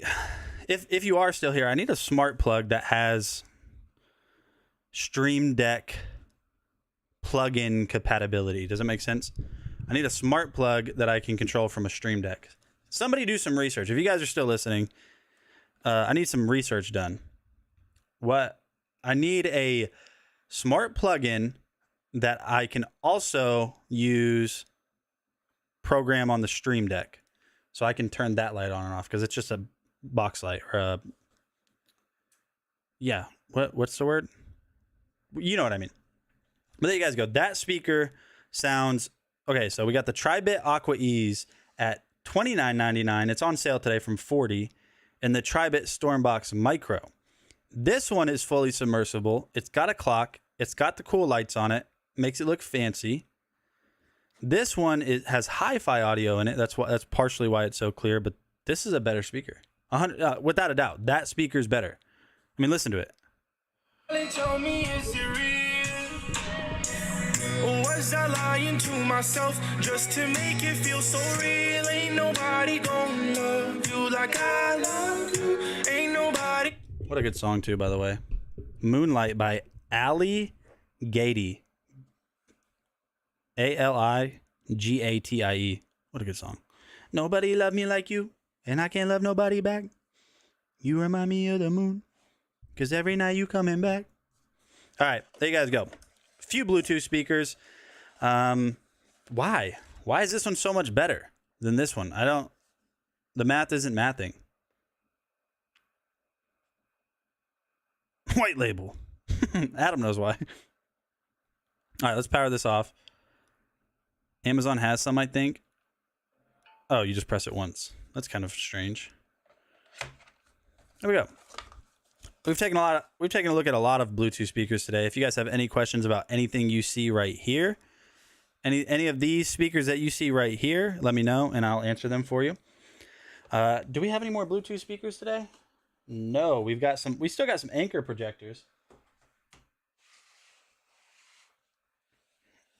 Let's see if our mask is done charging. I know Adam was kind of waiting on that.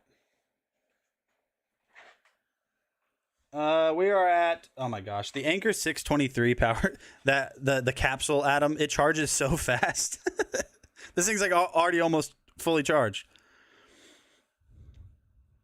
Okay, let's highlight this guy right here. All right, so we're going to talk about this mask right here. Now, this is really designed to use at Halloween, but you could use it for whatever you see fit. So it's an LED transforming mask. You can program everything going on with this. So just talking about it, I'll put it on here in just a second. You have a little strap back here. It is adjustable, so you can, tighten it around your head. There's no breathing holes, but there really can't be. But this is all a soft touch material, kind of like the Meta Quest, Oculus Quest, like silicone.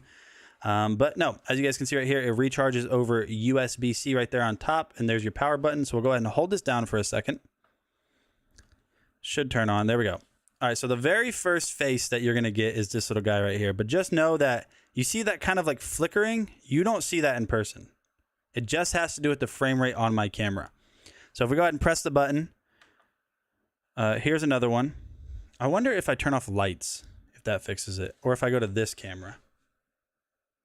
It's still flickering. Just know that it doesn't do that in person. So, yeah, that's bad. Oh, it's like the angle I'm holding it at, actually. It's the angle I'm holding it at. Maybe if I turn off all lights. All right. All right, so I imagine this would be really good for like if you have like a hoodie or something. All right, so let's test this out. Press the button. We got poop. Now there is app control with this. I just don't have the app installed anymore. I didn't think I'd be showing this again until like Halloween. Just keep going through it. Can you see out of it? Yes. So I'll do my best to make you guys see out of it. I'll do my best to make it to where you guys can see out of it. But yes, as you can see right there, you can.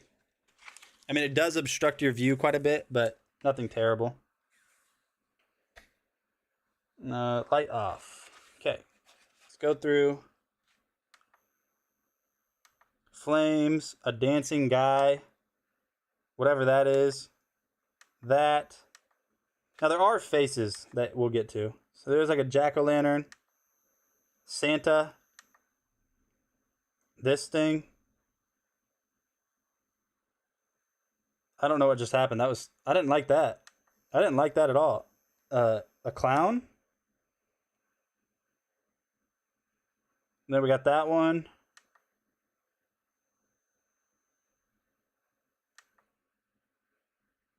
I like this one a lot. This one's cool. Yeah, so there's a bunch of different stuff that you guys can do with that. You can upload your own images. You can if you download the app, you can have scrolling text as well, which I think is pretty neat.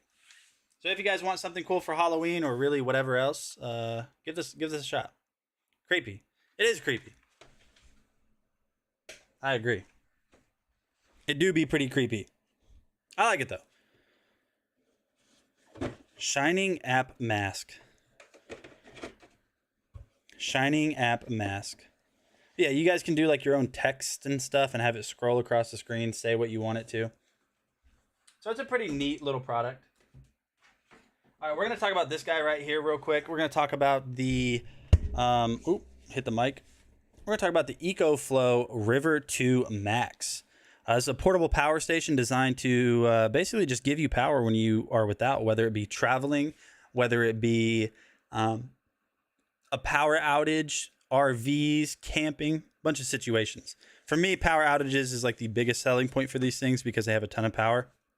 So the River 2 Max has a battery technology called LFP. And LFP is Life P04. It's a very safe battery, and it also will last years of daily recharging. So like you could have this at 100% charged, drain it to 0%, which is going to be tough to do because it's 512 watt hours. But you can drain it to 0% capacity and then recharge it. If you do that every single day, it's going to hold its charge for years.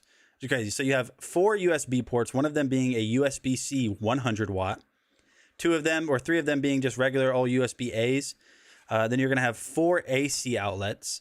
So 2 of them are grounded, 2 of them are not grounded. You have a little LCD display screen right here. So whenever you turn this on, you'll see how many hours are expected based on how many hours you're expected to be able to power or recharge whatever device it is based on what you have plugged in. You'll see how many watts are being output whenever you're powering devices. And then up there on the top, you'll see how many watts are being input whenever you're charging this. Now, it does have a little carrying handle on it. It's not too heavy. On the back side right here, you're going to have this little guy. This has extreme technology. So EcoFlow designed a charging technology to where whenever you plug this into the wall, it will recharge the capacity of this. Let's say this thing is completely dead. This will recharge from 0 to 80% in an hour or less.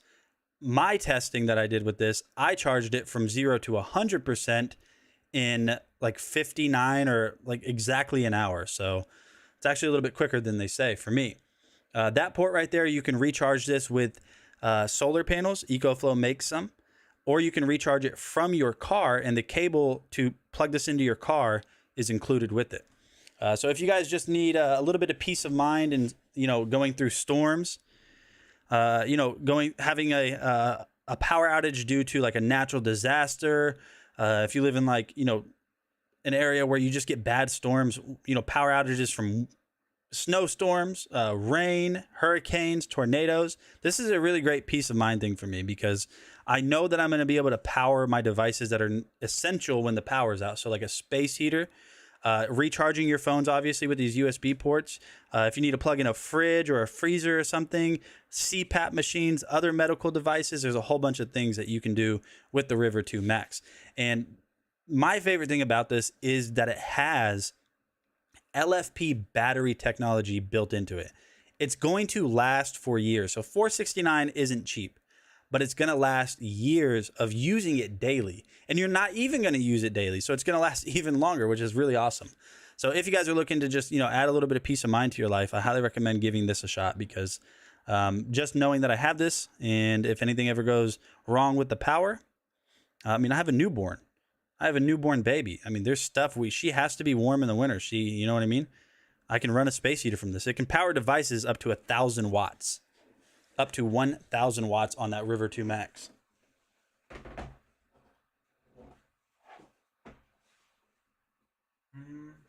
Let's see. Now we're going to talk about something that I think can save everybody some money, which is this little guy right here. Now you guys might be looking at it like, what is that thing? It is an air duster. But it's really cool. So if you guys are like used to using those little the metal can air dusters, you guys know that they're cool to an extent, but they have downsides. First of all, they get expensive if you use them often. They're like $5, $6 minimum. After you've been using them for like 20 seconds, you guys probably notice those little metal air dusters, they start to lose their pressure because it gets too cold and it's compressed, so it doesn't have as much pressure. And they're not forever. With this, you don't have to buy those air dusters anymore. So this is a compressed air duster. It has more power than those little canned air dusters that you're normally buying. And it's rechargeable over USB-C. You guys can see it's all dusty and stuff. I've used this in so many scenarios. I used it whenever I was like refinishing the surface on my Blackstone. I used it to dust stuff like keyboards. I used it whenever I was cutting wood to build my shelves behind me back there. I use it all the time. It's $54.99, but it's going to save you money in the long run if you're someone that buys canned air dusters. It's really cool because you can just kind of take this little nozzle off. It does come with other attachments, and you can just kind of store it there. I usually always have it kind of hung up on a shelf behind me in the background. You guys can kind of see it right there. It's really nice, too. It's got a couple different modes. Now, it might get loud for you guys in a second, so maybe turn your volume down. But if I press it once, or if I just press it down and hold it, it will push the air out until I let go. So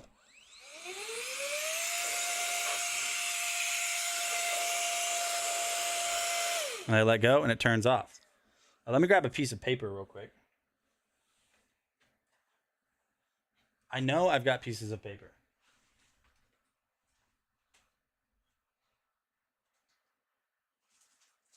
Here.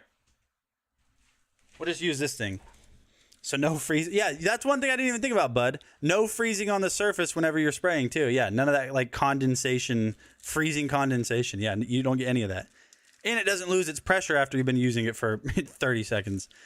So there isn't different modes of power. It's just one, and it's super strong. So I'll go ahead and show you guys that right here.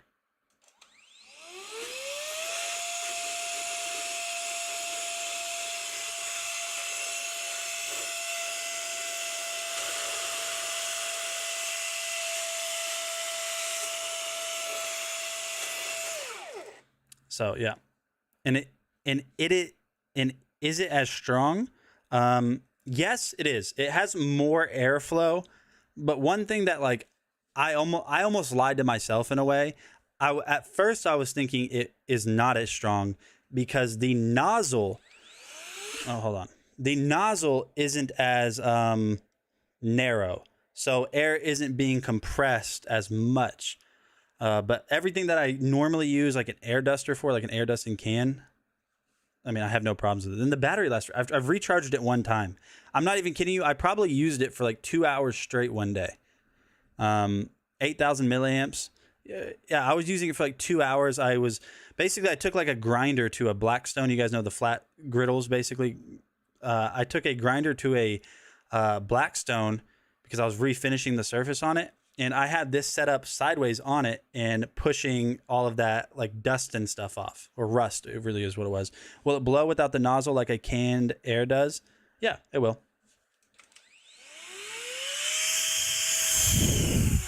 So, oh, my battery's dead on it. See? Okay, there we go.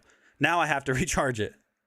But yeah, it will. It's actually more of like this. That's actually better for like general dusting, like maybe like you're cutting wood or something with a circular saw, and or doing what I was doing with my Blackstone.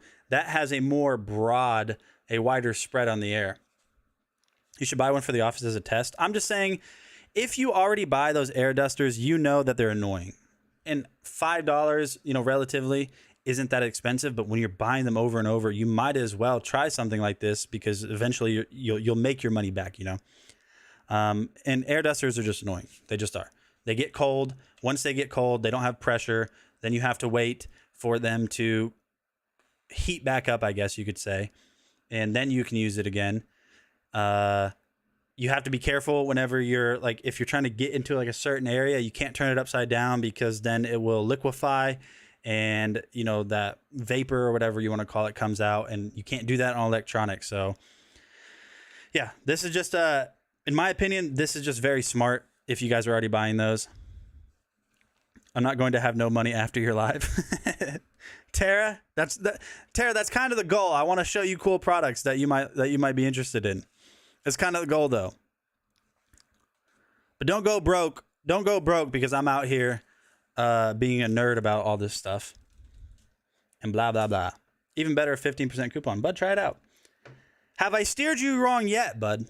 Unless you're being courteous and you don't want to hurt my feelings about those Bruno Mars shoes. unless you're lying. All right.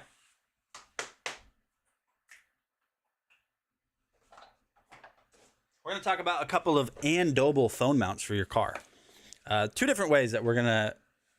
Bruno Mars. Yeah, I know.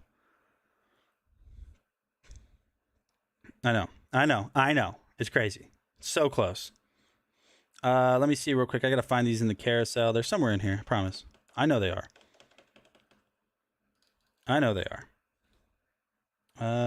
Where are they? Here's one. Okay. So we have two different phone mounts for your car right here in the carousel. They're both from Andoble. They make really nice phone mounts. We'll go ahead and go with a very simple one first, which is an easy clip car mount. So this one is going to be used with your vent. So the way it works is very simple. I'll just show you guys how to use it. A friend thought they were Kenneth Cole shoes. They're really nice. All right, so here's basically everything that comes with it. You will get like an instruction manual on the inside. You can see right there. You don't need it, I promise. It's super easy to use, and it's really strong. So what we're going to do to test this out, we'll just go ahead and grab this phone right here. Let me clean the screen off so you guys don't think I live in filth, which I kind of do. So taking a look, you guys can see that you have that carbon fiber design. The camera's kind of playing a weird trick on it. Now the way it works is there's a button on the side. So to get this to actually form around your phone, you just press that button one time like this, and you can see that it just voila. But this is so much better, dude. I think that's why I've been so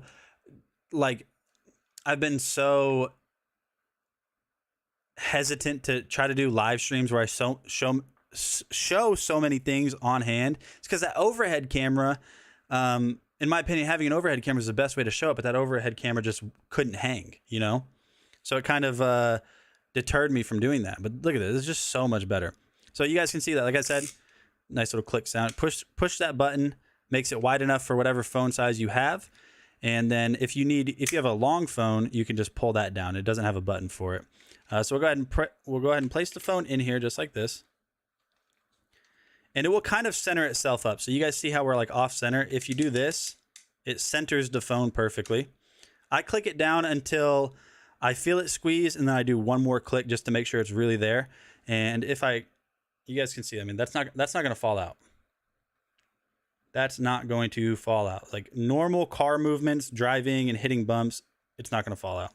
So the way you actually mount this to your car is after you get your phone in there, you're going to have these two other pieces. So you're going to take the end right here, and you're just going to place the ball through that little end, and then you're going to click the ball into place. You'll hear a click. Listen. Little click. And you just tighten it down. And now this little part, these little teeth are going to go on your vent. So you just open it up to where it gets to the point where it's on your vent, and then you tighten it back down. If you need to adjust the angle, so let's say like I don't want the phone here, I need it to be pointed a little bit more down, just loosen up this part again. Just loosen it up a little bit, position it, tighten it back down. And as you guys can see, it's going to hold its angle. Just a very simple way to mount your phone. So yeah, if you guys need just a very quick and easy phone mount for your car, this is one from Andoble. We have another one from them, which is a little bit different, but basically does the same thing. Hold your phone. That's what we're talking about. I need my phone to be held. All right, so we're gonna go ahead and place this one back in the box real quick. Boom. Boom. Boom. I'm on 2-day right now. They actually want me to go to sleep. So I was awake 8 days. Is that, I don't think you were, I don't think you can, I don't think it's, I literally think it's impossible to stay awake for 8 days. I don't think you can. I don't know. At least with not any outside substance or drink or something. I don't think you can just naturally be awake that long. So anyways, taking a look at this one. This one is designed to go in your cup holder. It's really cool the way this one works. Now, this one is 76% claimed. It's on Lightningdale. So it's down from $40 to $32, basically. So it's $8 off, and it's limited time only sale. So opening this up, on the inside, you're going to notice a few different things. You're going to have your phone mount right here. We'll get to that in a second. And then on the inside, you're going to have this guy right here. So you have all of these extra rubber things, which you guys will see here in a second what those are for. Those are just extras. Extra, extra, read all about it, or something like that. Whatever he said. All right, so check this out. It works the same way for holding your phone as the last one did. You're going to press that button on the side. This one has a little bit of a different texture. This is actually kind of like a rubber texture. Place your phone in there. We'll go ahead and drop that down a little bit. Place your phone, tighten it down. We're going to take this off on the back. We're going to take this off on the back. And so this is the part that is going to go into your cup holder in your car. So you'll place it in your cup holder just like that. And then what you're going to do after that is you're just going to like hold it for a second, and you're going to spin this wheel. Now, whenever you spin this wheel, you're going to notice these things kind of extract from it in a way. So you just spin it. And so whenever you start spinning it, it's going to press itself against the inside of your cup holder to make it nice and stable. And then after that, all you have to do is do the same thing you did with that last one we looked at. Tighten this down. So this is going to go in your cup holder. This is going to you position it where you want. This is a gooseneck that's super strong, so you can position it exactly at the angle you need it. And yeah, you just tighten it down, and that's basically it. So two pretty cool cup holders or phone holders right there for your phone. I really like this one because that's not going to move at all, especially if you have this thing tight. Now, it's not going to move around when it's inside of a cup holder, because you're going to tighten it down around the inside. It's going to press up against it. All right, so that's it for Andoble products. We'll go ahead and just take this apart. We'll put it back in the box. Ever eat? What do you mean ever eat? Do I eat? I do. I do eat. The medicine I take makes me not hungry until it wears off. So I'm usually not hungry this time of day. I'll usually be hungry around like evening. So I eat like, it's almost like intermittent fasting, but not on purpose. I'll get hungry later. All right, let's see if we can get this all back in here. And it looks like we can't. Looks like we can't. All right. And can we? We can. Boom. Two cool Andoble phone mounts. Okay, my friends, I have to finish up. So we're going to talk about the last product that I got to talk about. I got to finish up the stream here very shortly. Right after we talk about this really, really really nice knife set from Master Mason. So Master Mason, all of their knives are made here in the US. They use premium grade steel. This is the Supreme series by Master Mason. And this one is a very nice knife set. It's my favorite knife set. It's so nice that I don't use it. I'm not kidding you.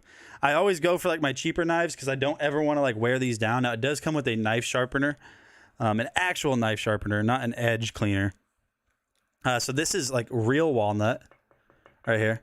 That's real walnut wood. You have Master Mason branding right over here on the side. The way this stands up is very simple. You just basically just do that. So you have your walnut knife holder right here. So this is going to come with 5 different knives as well as the actual knife sharpener itself. So we'll go ahead and take a look at the knives real quick. So we take this out. We just have a little 6-inch or 5-inch utility knife. So if we get real close right here, you're going to see that you have that Master Mason branding. You have a full tang handle, which means the metal that they forged this from goes all the way through the handle. You guys can see that the rivets right there that they use. You have wood grain texture. That's real walnut wood right there. So very strong. It's going to last a long time. And this is the Supreme series, like I said before. So the Supreme series is their most premium knife set, and it's their sharpest knife set. When I say sharp, I mean it. Let me, I don't have a lot of hair to work with here, but, and there's all my hair all over the knife. So I'll have to clean this one. But no, I'm telling you guys, these are super, super sharp knives. So you have your utility knife. You are going to have, it's kind of not necessarily a paring knife. It's kind of a paring knife in a way, just a longer paring knife. You guys can see right there. Again, walnut texture on that just looks beautiful. Beautiful texturing on these knives. We have a chef's knife.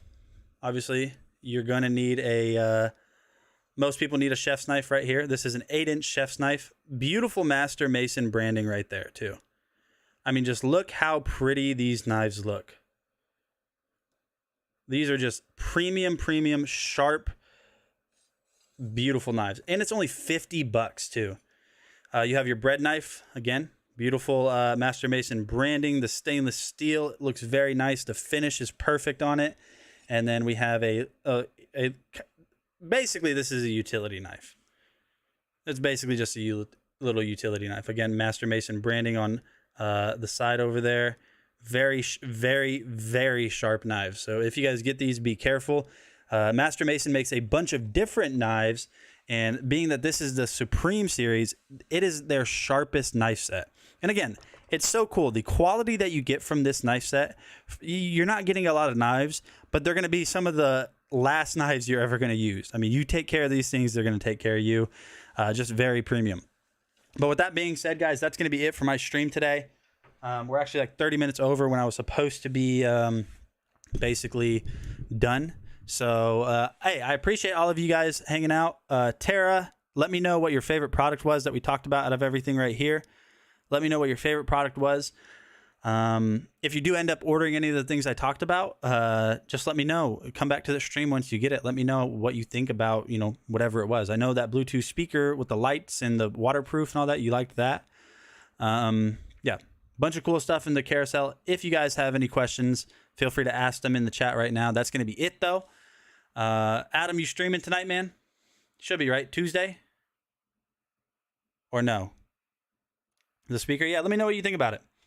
But that's going to be it, man. I appreciate you guys hanging out. Alrighty then. Love you. Bye. Be weird.